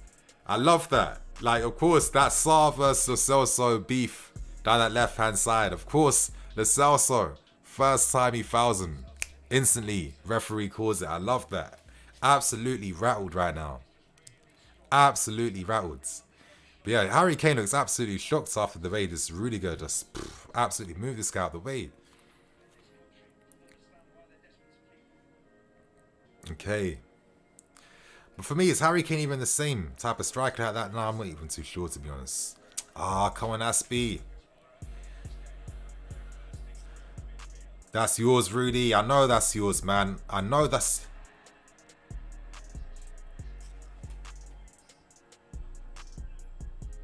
VAR. I need to see VAR now. Was that inside the books or outside the books? Was that inside the books or was that outside the books? That must have been outside the books then. Referee, VAR, you dickheads. VAR right now.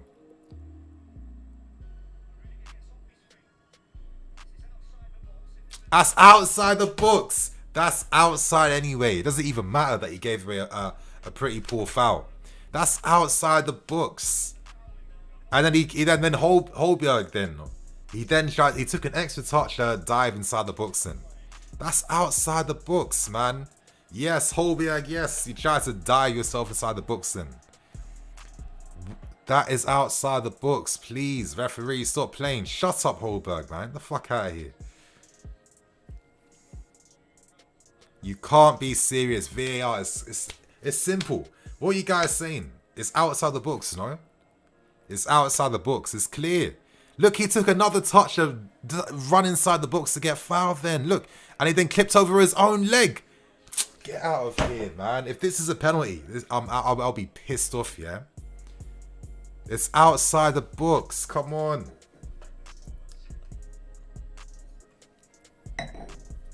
It's outside VAR. Like, I swear the guys that run VAR are so old and slow. Like, honestly, they need like 10 minutes to come to like simple, logical decisions. Not even close.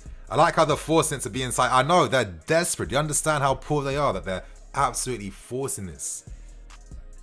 If they give this as a penalty, then they might as well just like bin VAR because it doesn't really mean anything, to be honest. Like, we're still going on. Wow. How many times do you have to see a simple replay? It took me, I didn't have to see the replay to see it was outside the books. Not gonna lie, that was a very... I understand the foul from Rudiger then. Them ones when the game is kind of easy, you know, you're getting a bit complacent. I understand it. But finally, 10 years later, they come to reason and common sense. We all saw in the first second that was outside the books. Come on, it was obvious. Holbjerg, man, you're outside. I don't know what you're still crying about, bro. I don't know what you're crying about. What are you moaning about, Conte? Desperation right here. Absolute desperation. They're still going on. Bro, not in Spurs. How do you know you're going to even bury that penalty? Come on now. They're still going on. This is actually funny to me, man. That was time though. Like, I wonder how much extra time there's going to be now. Come on, referee. Hurry up, man. I swear it's been like a good 4 minutes from when that original foul was made.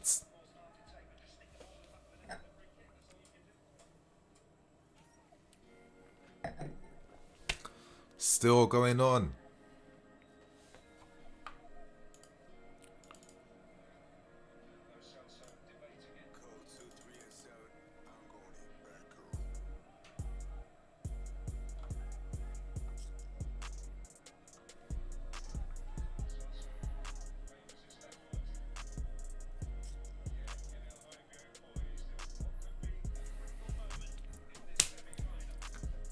Look at Aspie.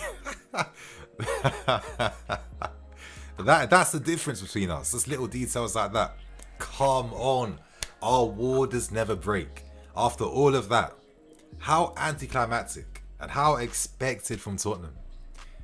Yes, Luke. Is that Rudy again? Of course, that was really good too. Just so that add more to the shit housery. That's it, you guys. Concentrate. Lukaku near posts. Covers on Kane. Good defending. Oh, play Timo. Come on, Timo. Break away.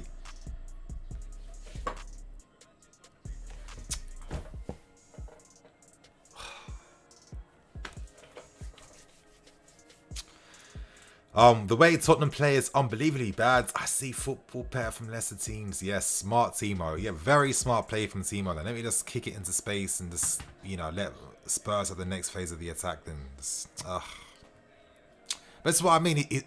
He's not about the technique. He's about arriving in that space, So you have to play a very certain way to get the best out of him. But it's just like, you can have success without him too. Like, you know how poor the system is? Like, Lucas Moore is a very dynamic player, who gets the ball in tight spaces, can dribble past his man, powers, goes on those Willian runs as well too. You understand how poor the system has to be for Lucas to look average and look invisible? Come on.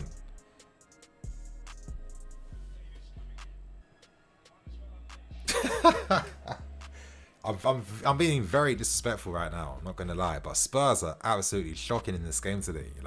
Absolutely. I just hope we get more goals in the second half at least. I'm not going to lie, sometimes, you guys, I do find our games a tiny bit boring sometimes. A tiny bit, I can't help it.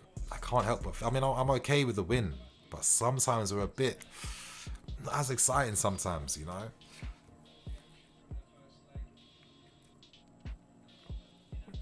That's it. Literally 2 minutes left until the first half is over. Hopefully we're going in without us conceding, to be honest. If we concede, I'd be pretty disappointed. Chris kicks that to no one. Little bit sloppy. I feel like we've made little sloppy errors in this game at times. I'm thinking against Man City, we can't afford to do this because they're taking advantage of any small mistake we make. Oh, cover getting nutmegged like that. Nah, not today, please.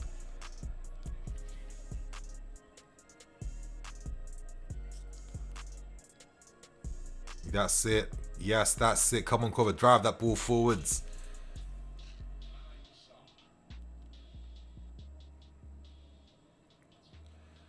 Oh, if only Varda made it running in behind straight away, so Sark would have played the ball over the top then. That would have been the move to make then from that passage. But literally 1 minute left until this first half is over.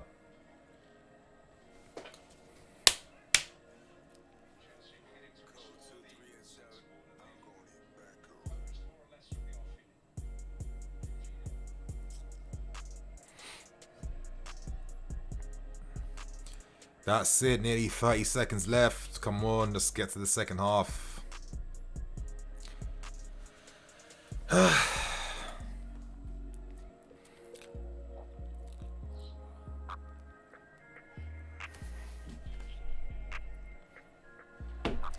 "20 more seconds left. Werner loses the ball, as he tends to do sometimes, but I guess it's okay. Yep, come on, 10 seconds left. 9, 8, 7, 6, 5, 4, 3, 2, 1. Ref, come on. Exactly. First half, 1-0 up, you guys. I think the game is the game right now. I mean, we're basically through to the final of the Carabao Cup, and as Spurs pull off one of the miracles of miracles, one of the greatest footballing miracles of all time. Which it's just not going to come because it's Antonio Conte, and when do you ever really see Conte teams put enough miracles? It just doesn't happen, doesn't exist. He doesn't do that because he's not a miracle maker. He's not. But anyway, let's move on to some of the questions now, you guys. Mount is pissing you off. I wouldn't get too pissed off by it. I think we kind of have to understand that with how we play as a team, like, you know, the possession style we play, a lot of times the attackers will never just really be that lit. Like, let's just keep it real. Like, it's going to be about the movement they get into, and then they have to rely upon good service from the guys deeper behind them. Like, you know, it does make sense. It is going to help you, like, win games as a team, but as I keep saying, it's not going to make your attacking players stand out and shine like that. So, I mean, I've seen Havertz have that same performance a million times. I've seen many attacking guys, Ziyech, have that same performance too. It is what it is. Moving on, the difference between us and Man City is that we don't kill games and no excitement. Yeah, like, I sound very entitled, and I know I do.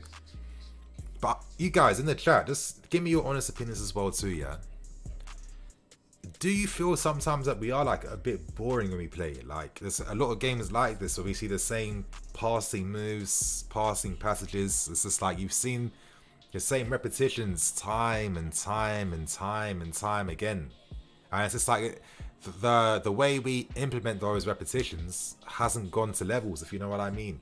Like, you guys, if I'm talking shit, please let me know in the chat right now. But do you know what I'm saying? Like, that excitement factor is not there all the time. Anyway, Dex, Nini, why do we always play possession ball over attacking football over and over? Well, we played attacking football under Lampard and we conceded goals. I think this possession game is the best of both worlds for the squad we have, the players in the squad, and obviously it boosts our ability to win games. I guess I'd rather prefer, like, passing possession football over just, like, you know, defending counter-attack. I used to hate that, to be honest, back in the day, from Mourinho and from Conte as well too. So I guess I'd rather have, you know, lots of like containment possession style football. But it's just like sometimes it's not as exciting, to be honest. I'm hoping in the second half some more drama comes, some more moments come, some more chances get created. But sometimes it makes me feel, yeah, like we spend millions and millions and millions. Like, all the scouts get paid tons of money to find the right guys for the team, the right attacking players. And it's like, ultimately, does it even really make the biggest of differences when we kind of play this certain style where, bro, we got a 100 million guy up front for us.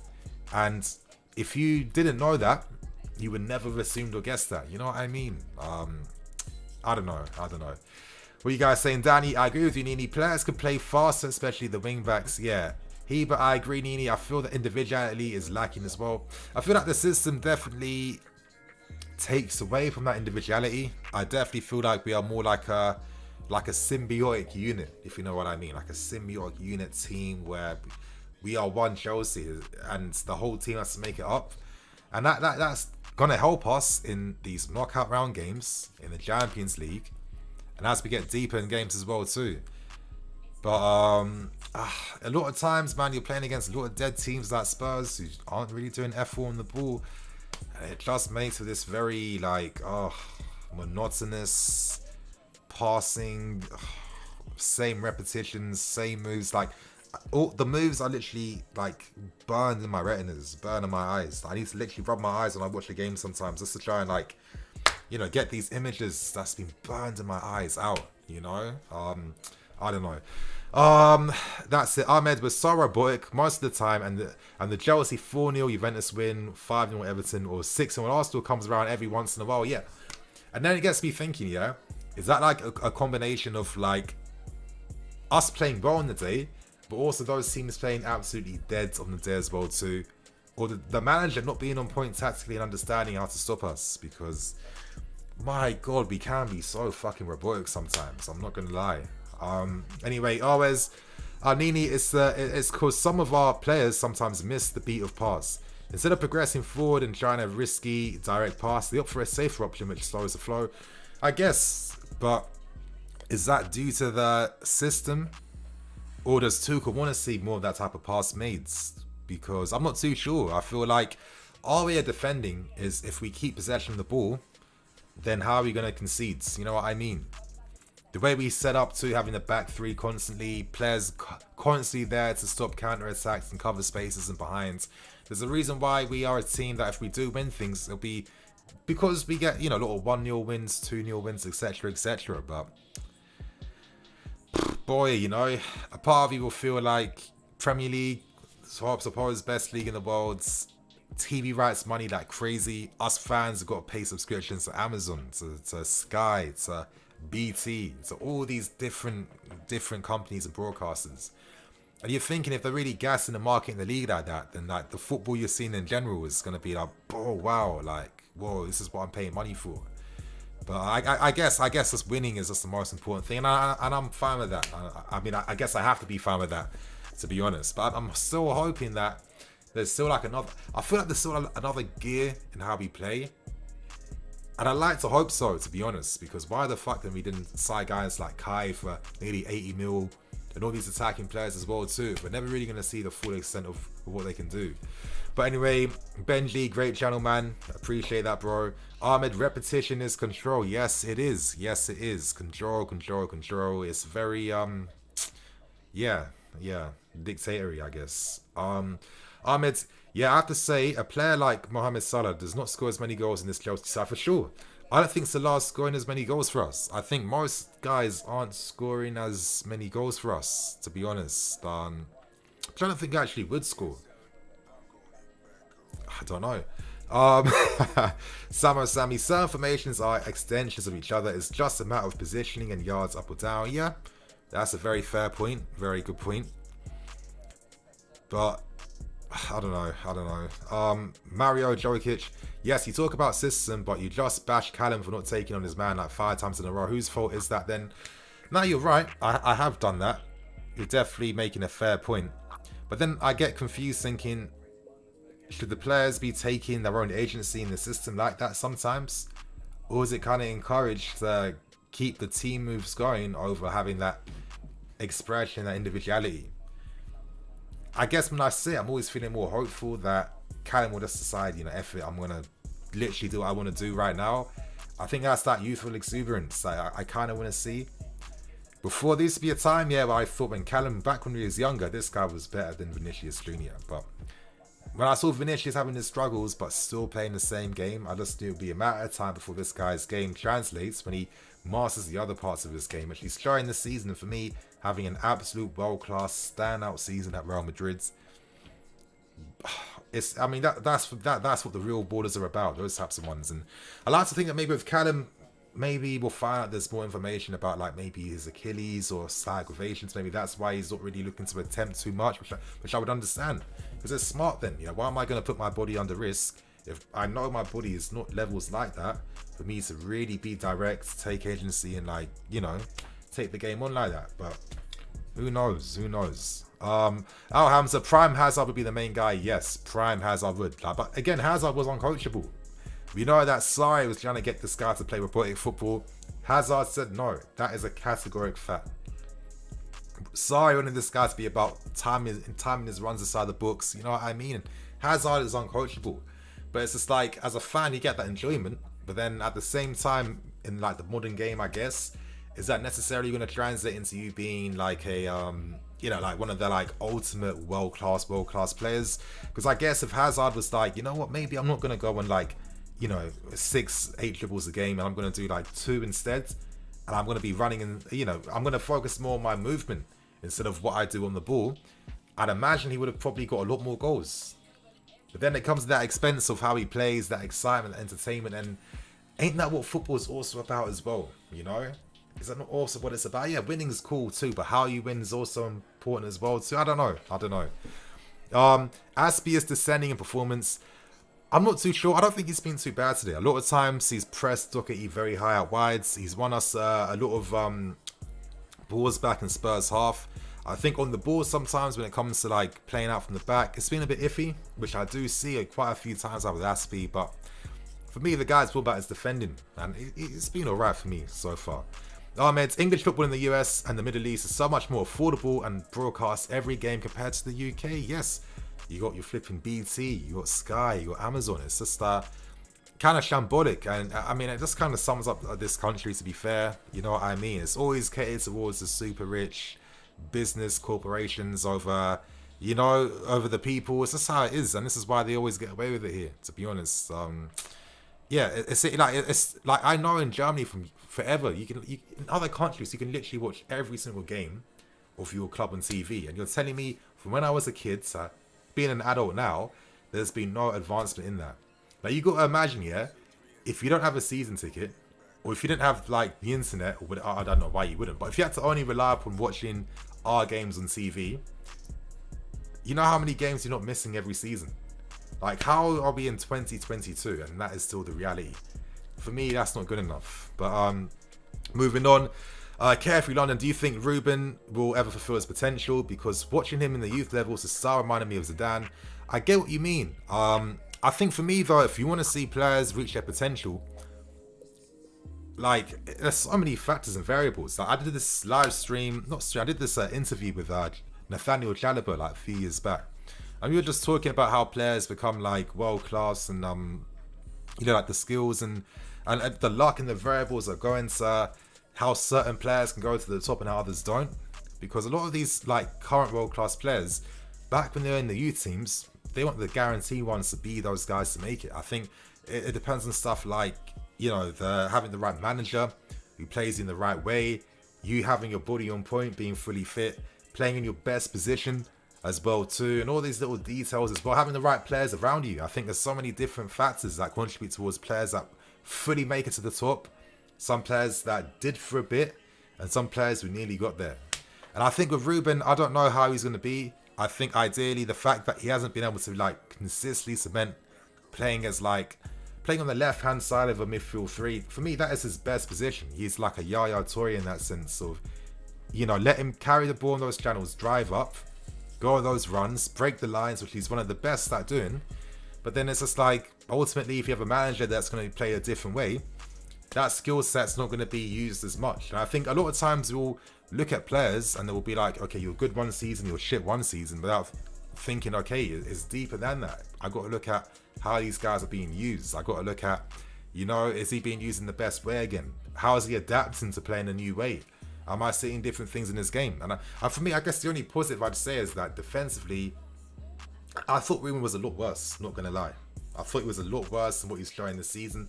And I guess defensively, at least, he's showing that, okay, there's enough in this guy where he can still adapt. You know what I mean? Moving on, though, boring Chelsea, yeah. I mean, I think maybe that's the destiny of our club. We will win, but sometimes we are going to just win very boring. Moving on to Dan.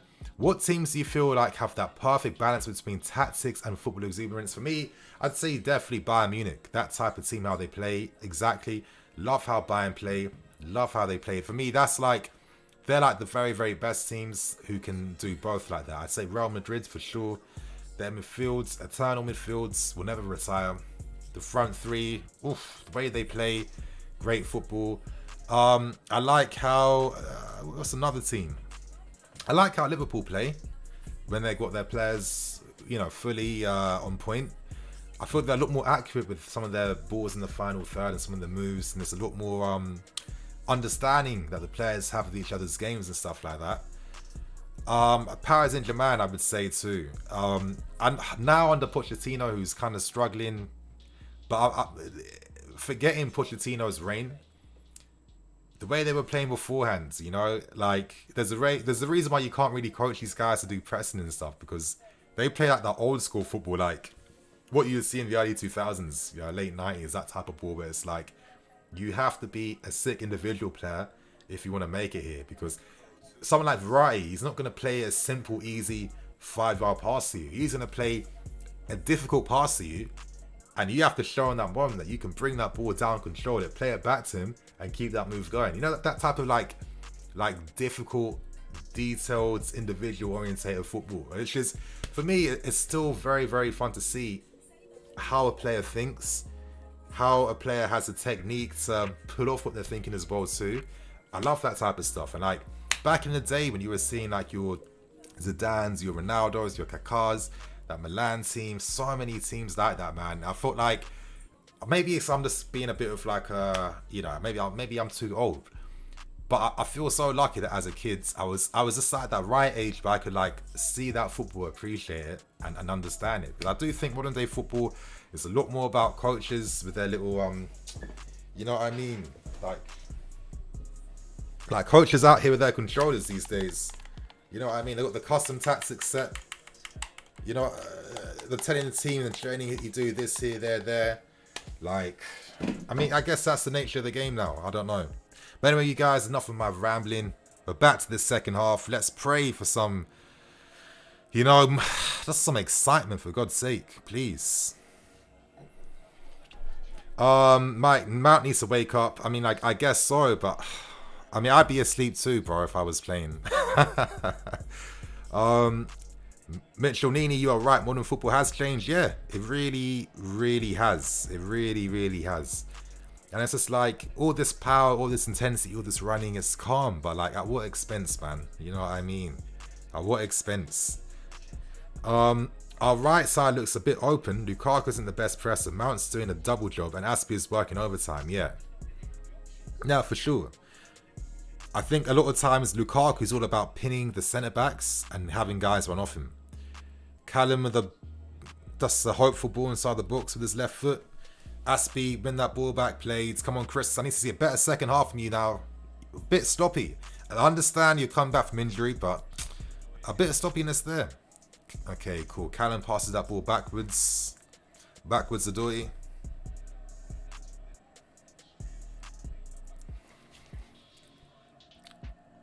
Varner's on the right. Can he receive it? Yes, cutting inside. Okay, kept the ball at least. Played Quova. Like, Quova is one of those guys where if he was playing like even 10, 15, 20 years back, this guy would be having a lot of fun in football, you know? Like, like he's one of those. This is why we all kind of, you know, love him and appreciate him and respect him, because he just has that individual brazenness that you don't really see like that anymore, you guys. Come on, Callum. Oh, he dropped inside. Left foot cross to. Oh, okay. That was better then. That was something then. That was something.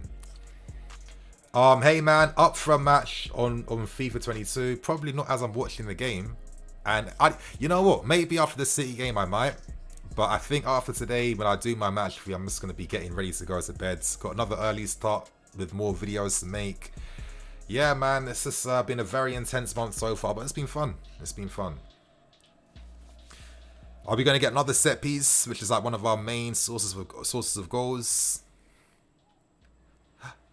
Oh, Rudiger again. Like, that is that corner technique I do like. You know, when the defenders are from deep positions running forwards. I feel like that's why we score so many goals, because you got to be a physical match to keep up and to stop us, you know.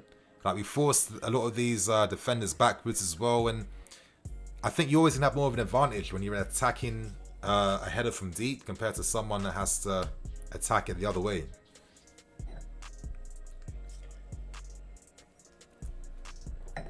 The game is very robotic now, yeah. Like, with Conte, you know this guy is just a robot himself, and it's just encouraging even more like simulation football from us, to be honest. Flipping hell, that is some shit play right now. This is what I mean, man. These guys are on like how much money? You're telling me this is the best they can. But what can you do if your manager's just giving you dead tactics, to be fair?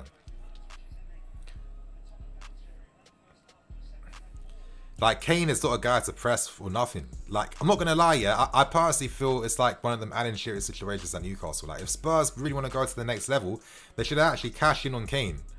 And, you know, sign a guy more suited to, like, a pressing style that can do more. You know what I mean? I think, like, with Kane, if you're not going to let him play football like that, then you're not going to see the best of him. It's like, cool, you're the top goal scorer every season, but if you're not winning anything, ultimately it doesn't mean as much, you know? What you guys saying in the chat though? You should have seen Osgood, Cook, Hudson and Coney. Yeah, you know, my dad's been a fan since the 60s when he was going to the games as a kid. Different times, and he absolutely loves Peter Osgood's. Who's the Scottish winger as well too? I think it was in the early 80s or something. How can I? Pat Nevin, absolutely love Pat Nevin. Would always say that. That's his favourite player, Pat Nevin. He said that Pat Nevin was like ahead of his time. If he was playing abroad, he would have been respected a lot more. All those types of guys.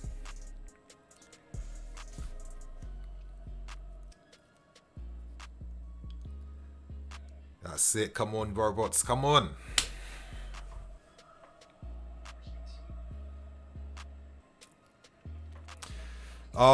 Wendy, hey Wendy. Nini, do you think the want for success at the club has put pressure on the players to be safe and not take risks with the chances of messing things up? I think so as well too. I definitely think it's a combination, yeah, of the individual, the players, as well as the system as well too. Maybe the system might encourage more safety as well too. You know, I'm always saying I'm not necessarily seeing like someone like Ziyech, for example. When this guy was at Ajax, his starting position was wide on the right, and he had the creative license and freedom to drift. When Ajax played football and we saw them playing the Champions League, how many intricate 1-2s, like the football they played to get to the semi-finals, I was so pissed off in the end that Spurs managed to blag away through in the end to get to the final because they did not deserve it. Ajax in that final would have been an absolutely... Ajax versus Liverpool would have been a real game. Oh, unlucky from Sarr then. But Ajax versus Liverpool would have been a real final. The way they played, the interchange between Tadic and Neres and Ziyech and, you know, Frankie de Jong carrying the ball from deep, breaking the lines forward, Van der Beek as well. I mean, ooh, that was some great football right there. Like, I remember another nice footballing team used to be Zenit St. Petersburg, when they had like Danny, Arshavan, Tomichuk, like, you know, really classy, nice, all-flowing football. Like, I feel like it's a real dying breed. Like Villarreal when they had like Nilmar and all those guys as well too. It was a Nilmar. Giuseppe Rossi before the injuries killed his career. They played Cazorla as well, that front four. Wow, they played some great football. But for me, I think the ultimate football I ever saw was Barcelona's. Like, that Pep Guardiola team, they mixed this type of like positional play system with individual flair to a level I don't think we'll ever get beaten, honestly. Wow, there's been some great footballing teams like over the years. Even that Porto team under Andre Villas-Boas, when they had Hulk and Falcao and Freddie Guarin in midfield, and you know, they played some fantastic football, some amazing football. Yeah, I don't know why I'm just rambling on about teams that got nothing to do with the game. Apologies for that, you guys. Mount with a nice delivery, our main threat in this game today.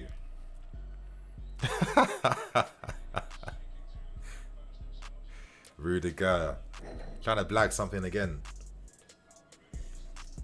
Jorginho doesn't shoot or what? Yeah, that's what I mean. Like, of course Jorginho doesn't have to, but it's like, you know, for me, like Apollo, for example, play the same role, but look at what extra things that Paulo would bring. I know Paulo is a very extreme example because he's like a once in a generation type of player, but I feel like clubs like Hotspur are lucky enough to actually be able to sign players like that and use them.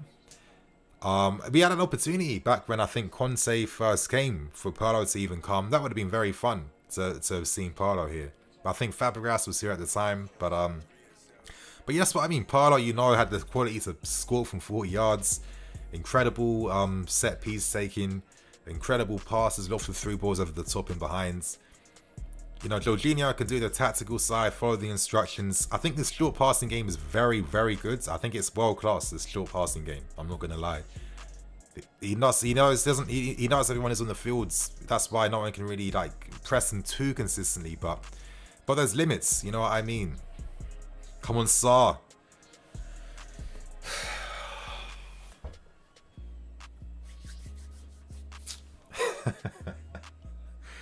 This is what I guess. What were you expecting? The Malang Sarr 3 out wide on the left. Like, was he gonna put in like some, you know, David Beckham cross inside the box? I mean, absolutely not.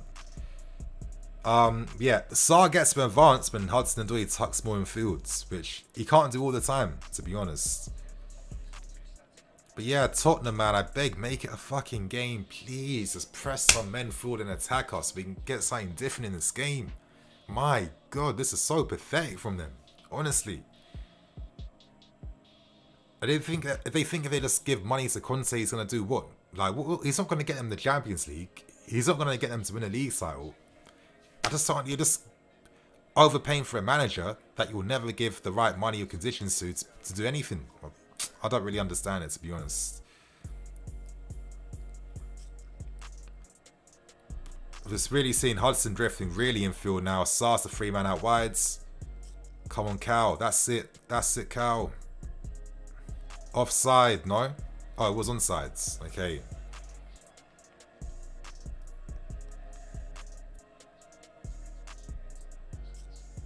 Yeah, that's it. One skip past someone in this game, someone, for God's sake. Oh, fucking hell. Honestly, I don't know why I'm being so cynical and negative today, you guys. I really apologize for it, but sometimes, man, I just can't help it. Sometimes it's just like not as fun.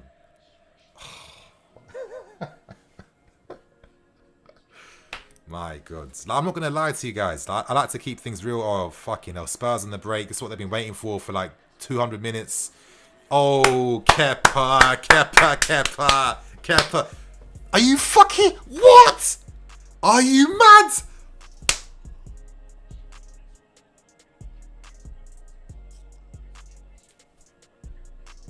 What? Are you mad? No, I'm speechless, you guys. Are you stupid, ref?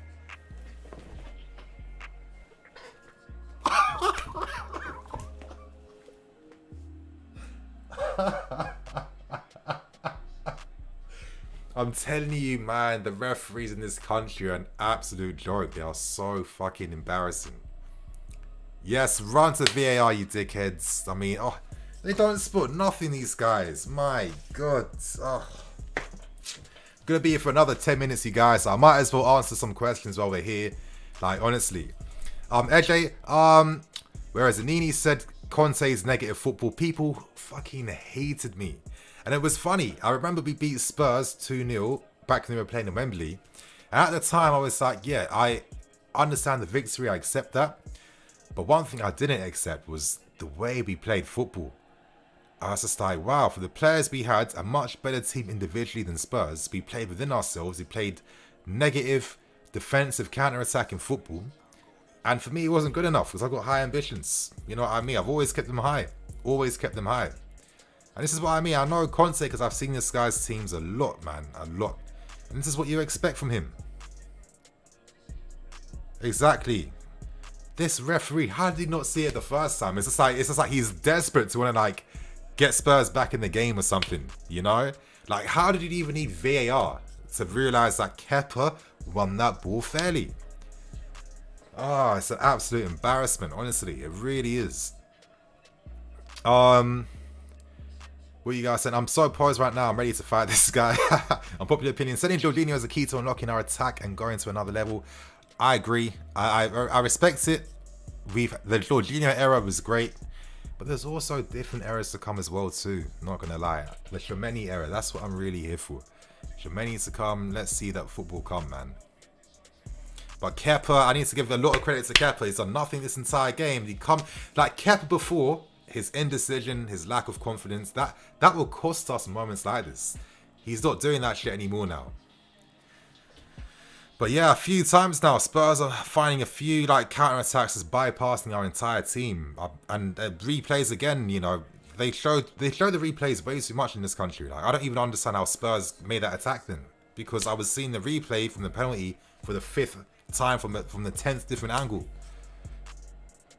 That's it, Chris. Hopefully things start to heat up a bit now.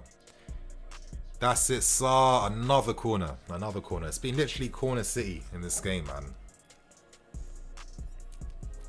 It's Grisano. I know this is Fantasyland, but I wish we could have had Ziyech as a centerpiece and just built something around him. Give those fab vibes. Yes, yes, yes, yes, yes. Yes, Bob Broughers, run to the VAR you did. I'm sorry. It's just like pathetic to me. It really is. Like, this was a clear ball won by Kepa. And your first instinct was to give a penalty to Spurs. Like, what does it tell you about how they actually, like, read the game? That's it. Come on. Imagine there was no VAR. That's what I'm saying. If there was no VAR, I'm out here saying we should just scrap the whole thing like an idiot. But if there wasn't, we'd be absolutely screwed right now. I remember, like, back in the day, like, if we had VAR back throughout the start of this Roman era, imagine how many more trophies we'd have in our locker room right now. Like, we've been affected so much from poor refereeing. Like, that Barca game, 2-2, if VAR was there, oh, Kepa, my keeper. Like, honestly, I'm not even worried that Mendy's not here. Like, credit to Kepa, man. Honestly, credit to Kepa.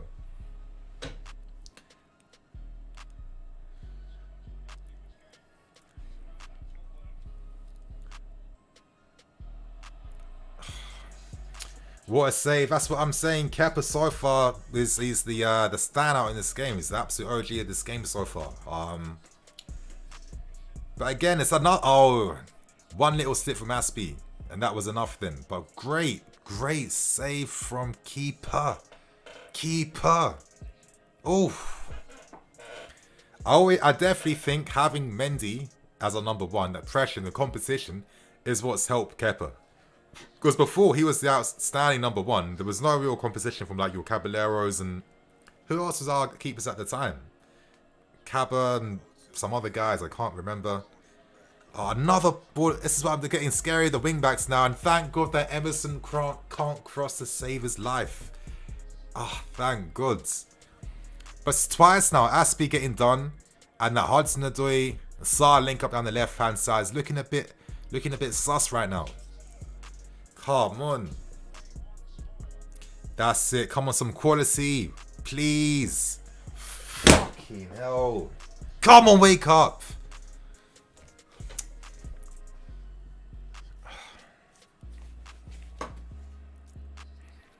Callum, you have space to turn and run then, man.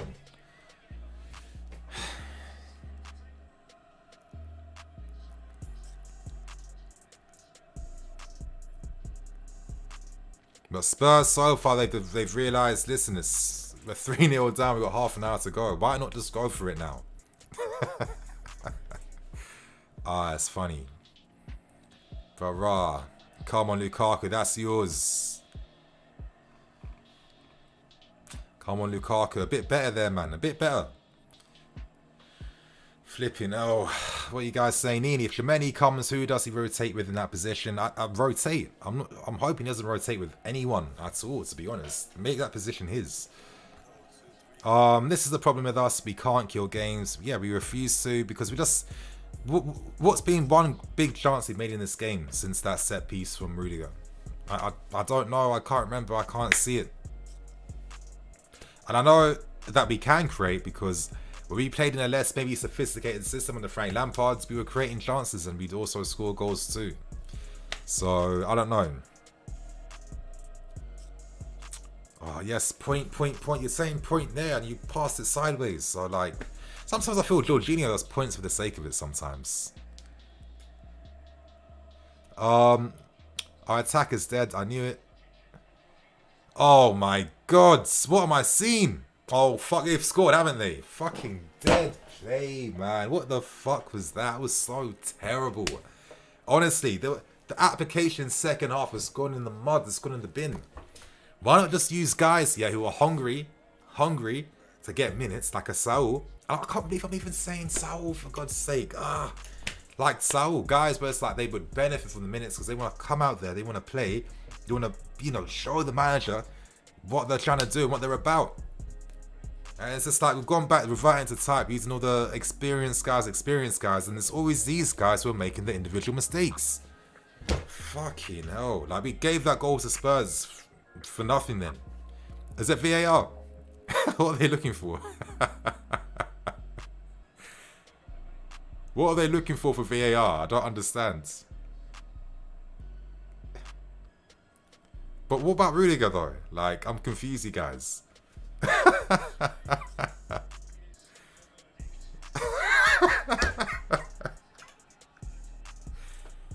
Did they not see Rudiger then? I'm confused. I'm actually confused. Oh, is this allowed?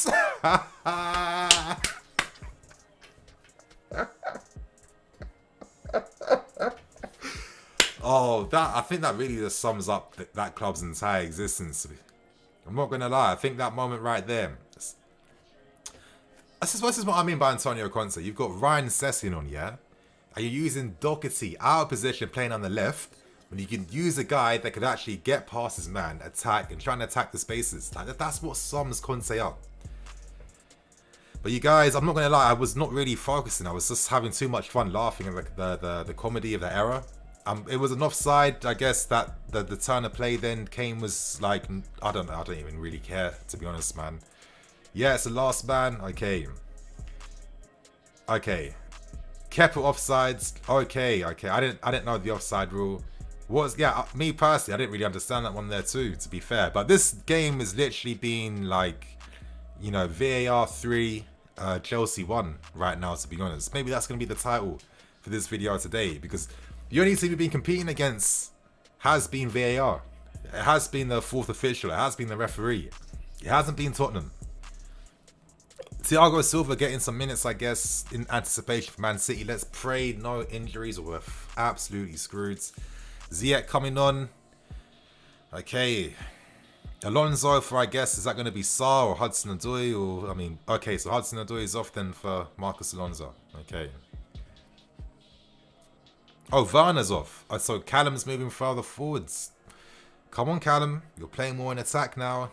I need to see more. Nini Lukaku thoughts. I mean, what can I really say? I mean, I'm not going to lie. Do most of our strikers really get service like that?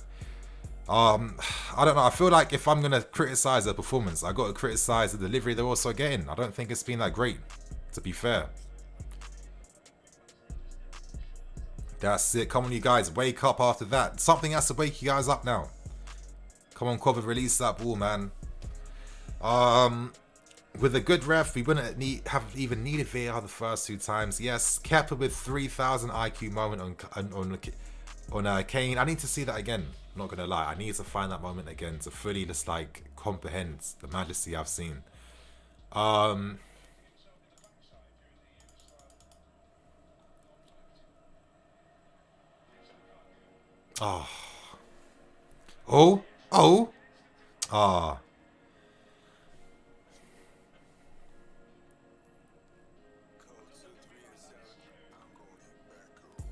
Yeah, I need to actually comprehend what that moment was, not gonna lie. Because I thought that Rudiger was playing him on side then for a second, not gonna lie.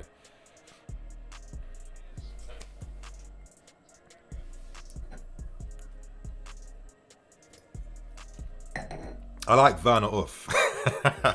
Fair enough. Lukaku is feeding off scraps. What is below scraps? It's just feeding off the air, to be honest. I mean, I get it.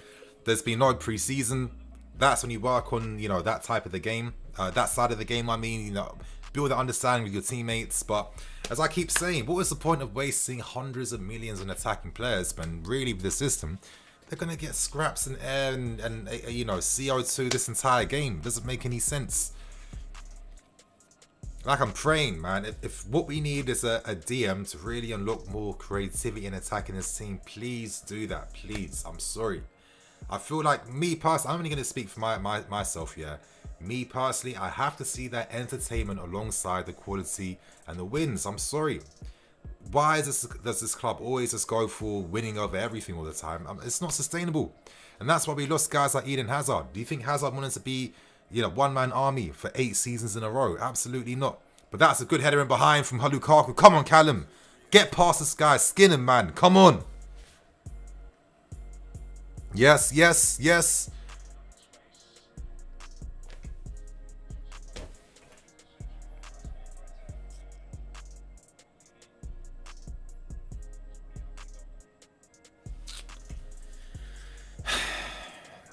really counts as last defender. That's what I thought, to be fair. Please can you explain the rule to me? I was watching football for decades plus. How can a goal be outside and the player in the goal? Honestly, I don't really know. I got to be honest with you. I know they're updating these rules all the time. I'm not really keeping up to date with it, to be honest. Maybe it was just like a certain moment, passage of play. I don't know. Maybe at the time, I don't know. I thought Rudiger was playing him on side, so I don't know. I'm sure I'll find a reason from a journalist or something on Twitter. If I do, then I'll let you guys know. If you guys know in the chat, please inform me, inform us what the hell happened then in that moment. A man like Drogba, Werner and Lukaku are running around begging for the ball. We are playing with it. And we are playing within the back. Yeah, for sure.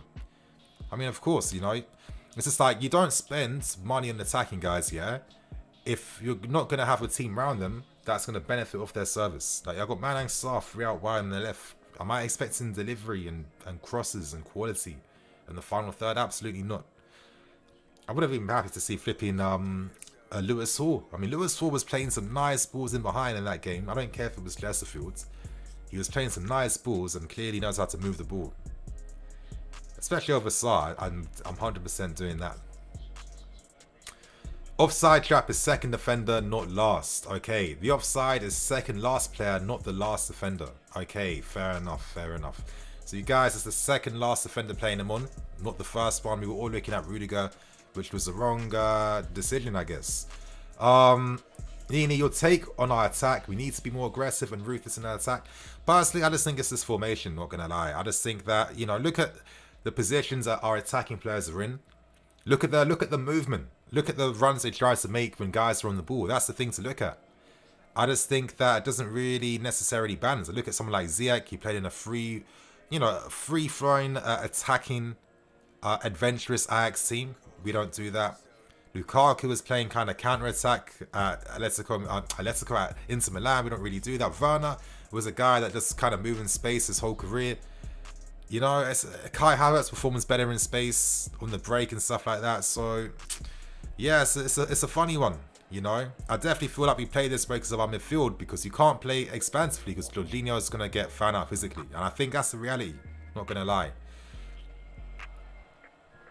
So this is why we have to evolve past it, to be honest. You know, we saw midfielders like your Lampards, your Fabregas, other guys that could do both. That could also find their guys with the actual quality and stuff, you know.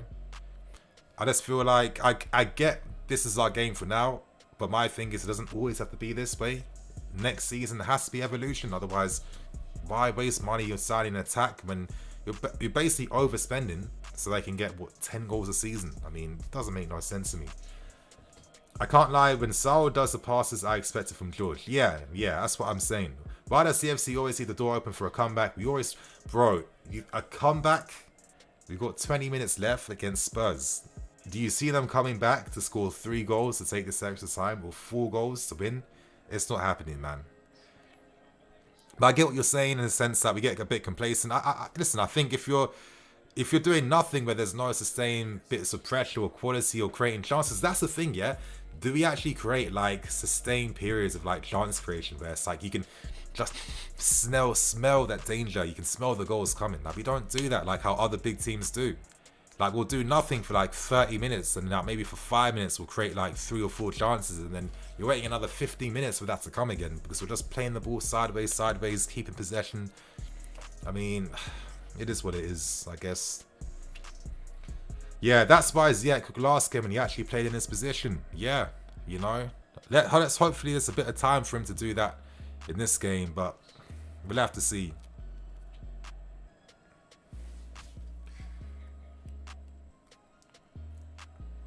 Play, Silva. Come on, Alonso. You got energy, bro.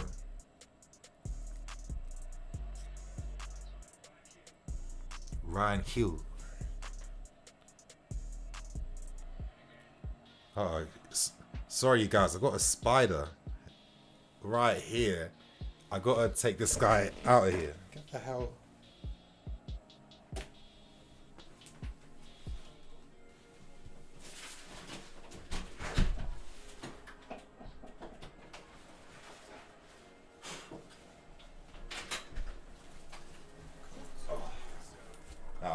Apologies.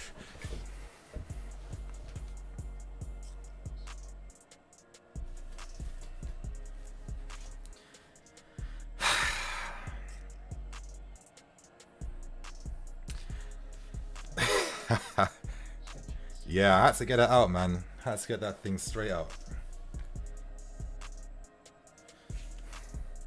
But a part of me just kind of wants this game to be over and done with, to be honest. Yeah, I get it. We're in the final. Like, just forfeit the match, Tottenham, please.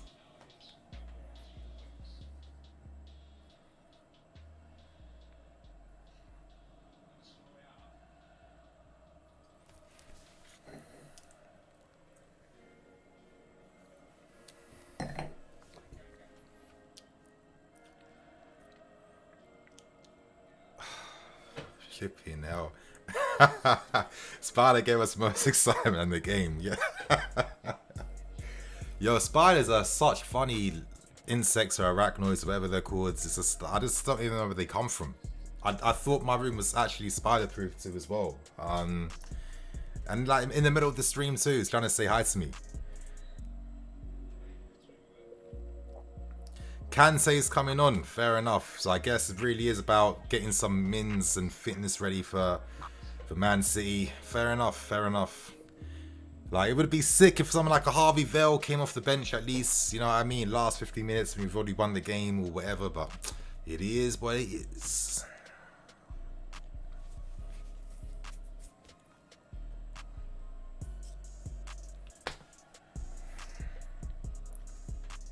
Just keep the ball on the floor, for God's sake, someone. Come on. Played Rudy, and all the way back to the keeper. We cannot judge Lewis Hall in a game against Chesterfield. You know what it is for me? It's not the fact that it's Chesterfield. It's the fact that there was all these other internationals and star players playing against Chesterfield. And the fact that it was the kid that played the better game out of all of them. That's how I see it. I don't see it as it's Chesterfield, I'm using that against him. It's the fact that there was other bigger profile players there. Like, every other player was a bigger profile than him. And this guy was one of the standout guys and the memorable guys from the game. That's how I see it, you know? It's a team game, essentially, especially with how we play. Team. And Hall was the guy that really stood out compared to all these guys. Spider-Man falling away. Hey, Spider-Man, aren't they saying that Into the Spider-Verse 2 coming out this year? I'm not gonna lie, I'm very excited for that. That film really surprised me when I first saw it, you know. Okay, with Conor Gallagher coming back, who is replacing him? I just want to see some bravery. Like, we don't have to play. I don't want us to play this way forever. I'll be real with you guys. Every now and then in a season, you will play 70 games. I guess 5 of them will be fun and entertaining, but the other 50 will be kind of like this. You know what I mean? And the other 10 might be disappointing. I feel like we got the players that we can play a lot better and let their skills and abilities grow. Like, if you actually deep it, like, I've not seen no like individual quality improvement in any player really. I've seen that maybe the team system improve a bit, but I haven't seen like individuals grow to be doing a lot more, if you know what I mean. Fucking hell, Lukaku, how are you not ready? This is what I mean with Ziyech, yeah? He wants to play a 1-2 off of you, and you're not there in that position. But I'm not angry because it's just like, you know, it's hard to build that understanding, that relationship when, you know, injuries and not really playing with that consistent attack. I mean, I get it. Yo, Cancer, I don't know what he was doing there then. Like, you know, like when you try and do a skill on FIFA and the move doesn't come off. That was that moment right there.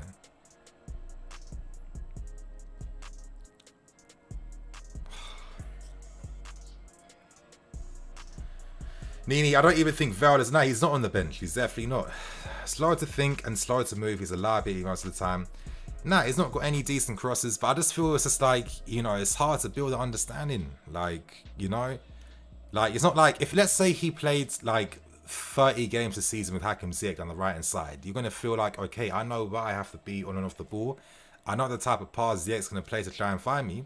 But then when you're sometimes playing with Mount down the right, or playing with like Callum, or playing with Mason Mount, and then next week you're playing with Werner on the left, or next week you're playing with Kai Havertz on the left, or Hudson-Odoi on the left, or Mason Mount on the left. You know what I'm trying to say? Like, I've never seen in the history of football a team building understanding like that when you're just using like a different guy every week. Like, it just doesn't work like that, you know?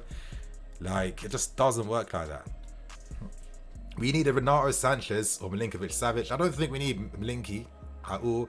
Sanchez, I like him, but we've got Kante and Tchouameni. I don't, you know, for me, Tchouameni or Rice, hopefully Tchouameni. We don't need Sanchez, man. Honestly, we got Conor Gallagher there. He'll be our Sanchez in that sense. Just looking, I think Mount has grown, and Kova has been more direct. Rudiger and Reece have improved too. I mean, you're right, but I think, yeah, I guess, I guess Reece James he carries the ball a lot more now. Rudiger definitely improved. Mount, I don't know if Mount, I guess so. I don't know, to be fair. I don't know. Also, 4-4-2 suits us so well with the players we got. I mean, we're saying that, I guess it's been one game, but I think on paper it does, to be fair. Come on.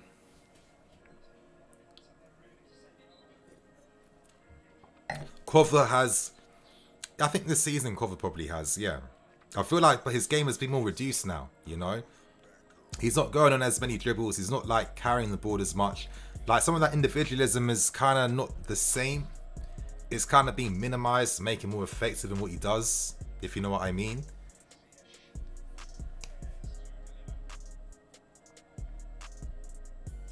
Come on, Z, some good delivery. Come on. I mean, this is like the attacking stuff I get excited for, you know? Set pieces inside the books. Oh, I love it. Oh, gets me so excited. Like, what is this? Like, what are these guys doing inside the books? Just for the hit the first man after all of that. After all that build-up. Just to hit the first man. Obviously, I know I'm going to sound super ignorant.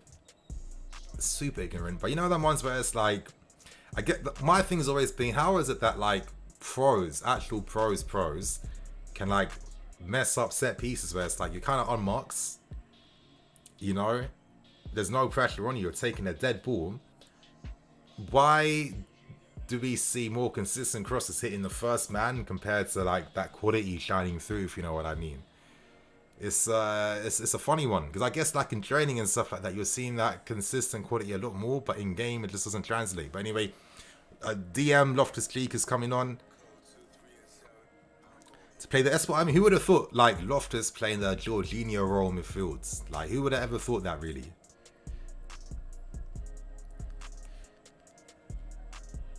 Because that's what I mean. Now, Kante goes to the left, and Reuben's on the left. Okay, thank God. Hopefully, this means he can cut inside. I want to get my entertainment value worth. I want to see at least 1 or 2 dribbles from Reuben, hopefully.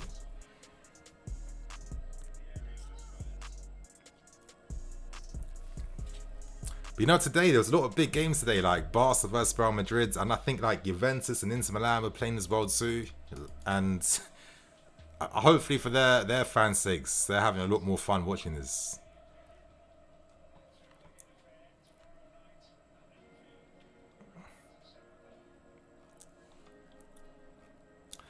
Barca Real, that would be a fun game to see.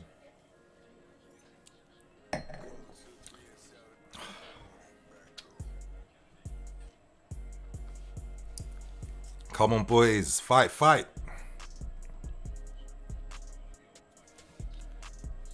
Marcos Alonso driving forward as he normally does. Come on, Cal. Come on, cut inside and cross the ball.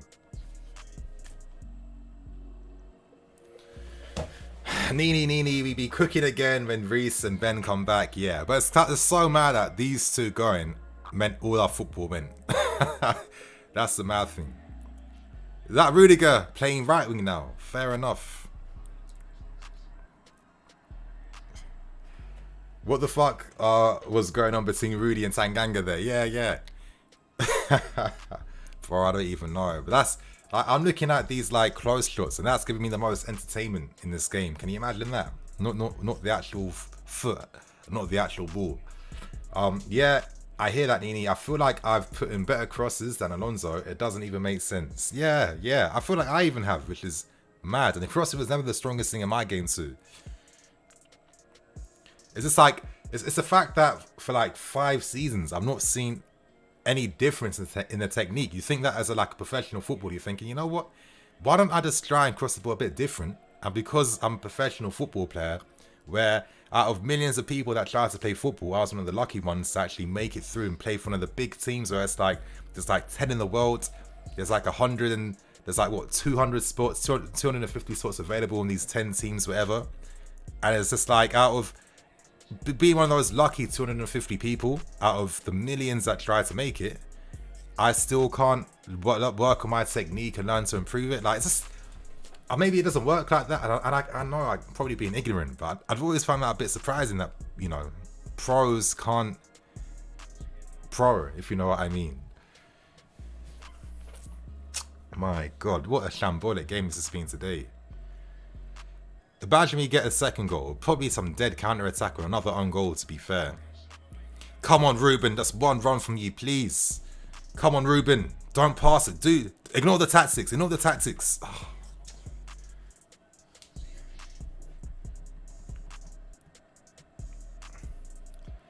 Street said Nini was pinking it like Fabregas during the youth days. Bro, I used to be a proper... Like I said, before my mum slapped all the ability out of me, I used to be a sick football player when I was young, you know. A sick football player. Ah, dang. Adama might bring back entertainment, back pace, strength, and baby oil. And a lot of skin toner as well, skin lightener as well too. But nah, I'm joking. Like, I feel like when a lot of players get like criticized for like, you know, lightening their skin, I think we forget sometimes that stadium lights and stuff like that, it's just gonna make melanin look a little bit different, you know, during certain lighting conditions, you know. Okay, ignore the tactics. What a comedian. But bro, it's just like, we're 3-0 up. We won the game. Just ignore the tactics once and just do what you want to do once, please. What is happening behind the goal? You want to spend more time watching this game? Oh, Spurs fans aren't serious, man.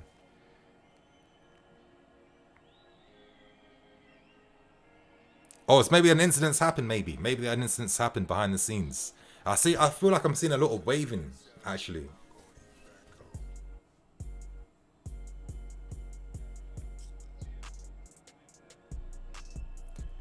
Hopefully it's not someone's got another heart condition or something. Let's pray that's not the case. But it seems like they're trying to get the referee's attention then. So hey, credit to the fans then for being responsible.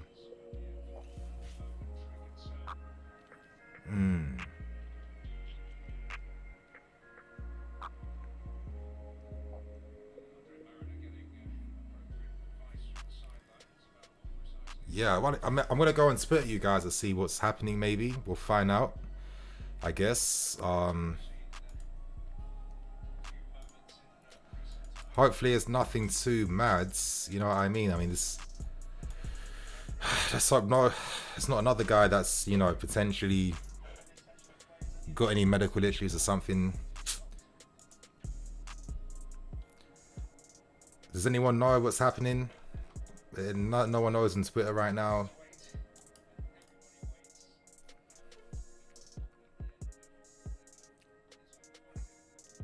Yeah, I wonder what's been happening, you know. I've seen Usman completing 7 dribbles out of 7, bringing him back to Chelsea. This is the funny thing. Like, everyone before, when I made the video, no, Usman Dembele, he's injury prone, blah, blah, blah, blah, blah, blah. But this is the type of guy that, the uncoachable guy that I feel could be very exciting to see, to be honest. Especially if Hudson-Odoi decided that he doesn't want to skip past this man or dribble anymore. Like, he's forgotten how to do that. Then, you know what I mean? It's not going to help you in the long run. But what's happening here, don't think he is. Okay.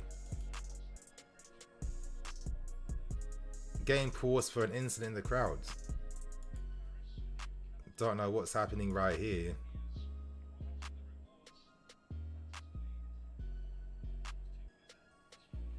I mean, this is a... Yeah, I mean, I'm not really seeing anything at this point in time. I guess it's a medical emergency. Man like Alex Goldberg. Ah, that's a shame. That really is a shame.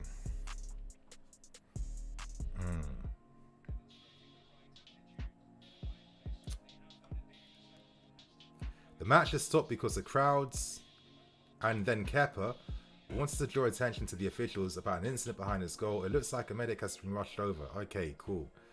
So like it's nice. The fans kept his attention, and that's what it comes down to, man. Moments like this, speed is so important. It's so important, and you need everyone to take responsibility in moments like that, and you know, come together. So yeah, I guess we'll have to just wait to see how it plays out. Maybe social media is not the best place to look for answers, I guess. Oh, the Classico. Oh, shit, I thought you highlights for that later. But yeah, you guys, I'm gonna answer some of your questions during the meantime.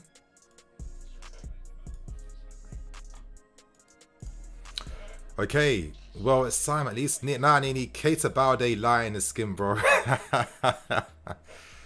Yo, I'm sure his wife probably told him to be fair. Larry, to see Reuben pass the ball sideways when Lukaku was just arcing the ball between the defenders is heartbreaking. Yeah, because I used to see Reuben doing that, man. You know what I mean? Okay, Spurs, yeah. Fans at one end have been screaming for the game to be halted. Staff now attending to someone in the crowds. Okay, so we have to hope that everything's calm. Usman Dembele, Tuchel. So that's what I mean, man. Like, if Tuchel wants Dembele, he can't be using this system for Dembele. I'm sorry. Like, you have to let this guy cook a little bit. If you were playing 4-3-3, and I was seeing Kagawa playing as your box-to-box here, and you was using Weigl. He was using Weigl, who is basically the German Jorginho, but worse, as your lone guy in midfield. So please, I can't be seeing Jorginho leading the midfield again for next season. I respect it, but you guys, there's errors that come in football. You utilize them for a few seasons and you move on. And with the talent that's coming through right now of these youngers in Europe, your Shamenis, your Rices, so much talent in midfields. If you let Chouameni go to United or someone like a serious team, we're screwed. Have you messed up then? Oh, Nini, how would you feel about Luis Diaz coming to the club? Luis Diaz is so funny. I was just watching bare of his comps yesterday as well too. Luis Diaz, another player I respect. That right foot is deadly, man. The power this guy gets behind his foot. Especially like me, takes no backlift with his shots as well too. The type of guy that looks to beat his man as well and take the ball and take responsibility. I like to think that would be encouraged in the system, but then I don't know. I feel like if we had another window where we signed, like, let's say 2 attacking players to replace outgoing ones, and it was like similar football, that would tell me everything I need to know then, to be honest. Aspie chatting with the lines like, yo, you see that tackle that you on in the first half? Tell me about it, man. I'm sick of fans dick riding Werner accepting the bare minimum. Imagine Tammy putting Werner's performances week in, week out. Gamers, I don't think you're lying, to be honest. What is it that certain guys get excuses made? I don't like the word excuses made. I don't think that's a good point. But they get more leniency just for looking like they're putting more work in. I'm sorry, top 4 level, is that technical ability has to match. I think work rate is the bare minimum at this level. Like, if you're competing to win, it's bare minimum for me.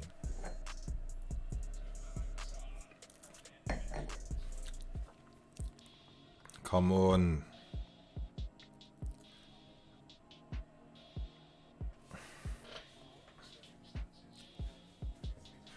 Trying to think about you guys. Maybe you can help me with the title or something. I'm thinking to go with like VAR 3, Chelsea 1 or something like that, because I think VAR's been our real opponent in this game today, if I'm keeping things real.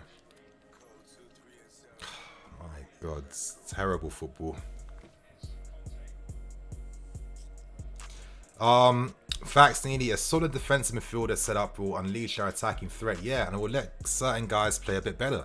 I look at someone like Mason Mount. I don't want to see this guy throughout his entire career being a guy that's moving into space and creating overloads and doing all the tactical shit. I want it to be a guy who can express the quality he has, master his talent, build on it, grow on it. You know what I mean? And I think him playing on the left-hand side of a midfield 3, where he's the more creative one, is a position where he could grow and grow and grow and become like really world class. You know? Not just to be this like, you know, space investigator type of like attacking mids. It's just like, it's calm for now, but bro, it can't be like this for another 3 seasons, 4 seasons, forever, you know? Appreciate you and your channel, bro. I hope you and your family are keeping well. Thanks, Ahmed, man. I respect that, man. You've been watching this channel for a very long time. I feel like I always really just like clock and realize the guys have been like, you know, fucking with me since day one and stuff like that. I appreciate that, man. MB7, I remember Nini put in Brexit and Nigel Farage in his thumbnail after we signed Barkley. And was I wrong? One of the most Brexit signings of all time. No sense behind it. No sense at all. And how many points did Barkley even win for us?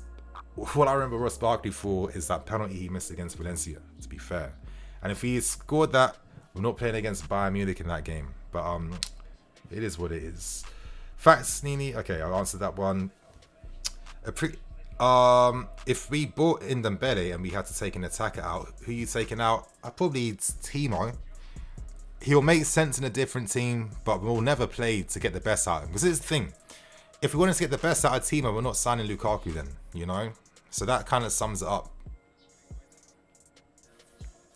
Can we get one more goal at least, just for something? Oh, fuck's sake. I feel like being a striker for us must be one of the longest things actually in football. Just knowing that you're feeding off scraps the entire... You don't know where your next meal is coming from. You know the stress you must be under. You're constantly rummaging for foods. You know, you're foraging. Even a little berry or something in the woods, you know, you're not even getting that. It's literally like the definition of... It's metal scraps you're getting on the fields. Oh my God. Just end this game now. So, and I'm sorry you guys, I don't know why I'm being so negative today, but it's just it's just coming out of me. It really is. Tanner, thank you Tanner for the super chat, I appreciate that. What will your preferred attack be in 5 years? Wow, that's a very good question. I feel there could be some guys to come through in that next 5 years as well, that could just really just like reshape things. Honestly man, that is very hard for me to answer. There's attacking players that I like, but do I think we can sign them? I don't know. One guy I feel I have to see at this club though is Reuben from Lyon.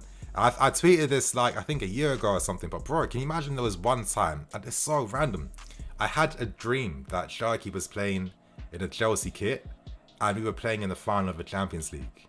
Him down that right hand side, that ability, 2 feet, skills for days, unreal football talent and ability. I think he's a Chelsea fan too as well. If I'm what's the word? Rightly mistaken. I don't know. But Ryan Shirky is a guy I need to see at this club. I've always liked João Felix. It will never come because we just don't like players like that really. And why? Because we have one in the Hakim Ziyech and we'll never get the best out of him. But Ryan Shirky has to be part of that future. Down the left hand side, I'm praying still that Hudson-Odoi is going to find more willingness to take on his man, and maybe if it's a body issue, I'm going to be very open to it being the case. And maybe that's why he's not looking to put himself under pressure like that, because why you know, potentially aggravating the injuries or risk potentially getting injured if I know my body's not fully like that, which I can respect and we'll find out, I guess. But yeah, Ryan Sharky, let's pray that dream wasn't even a dream. That was a prophecy, you know what I mean? But I feel like if we're serious, that's the type of guy we're already making moves for, you know? And down the left hand side, who knows if it's going to be Callum? Who knows if someone like Anderson from the academy, the Swedish guy, just like, you know, balls out, comes from nowhere.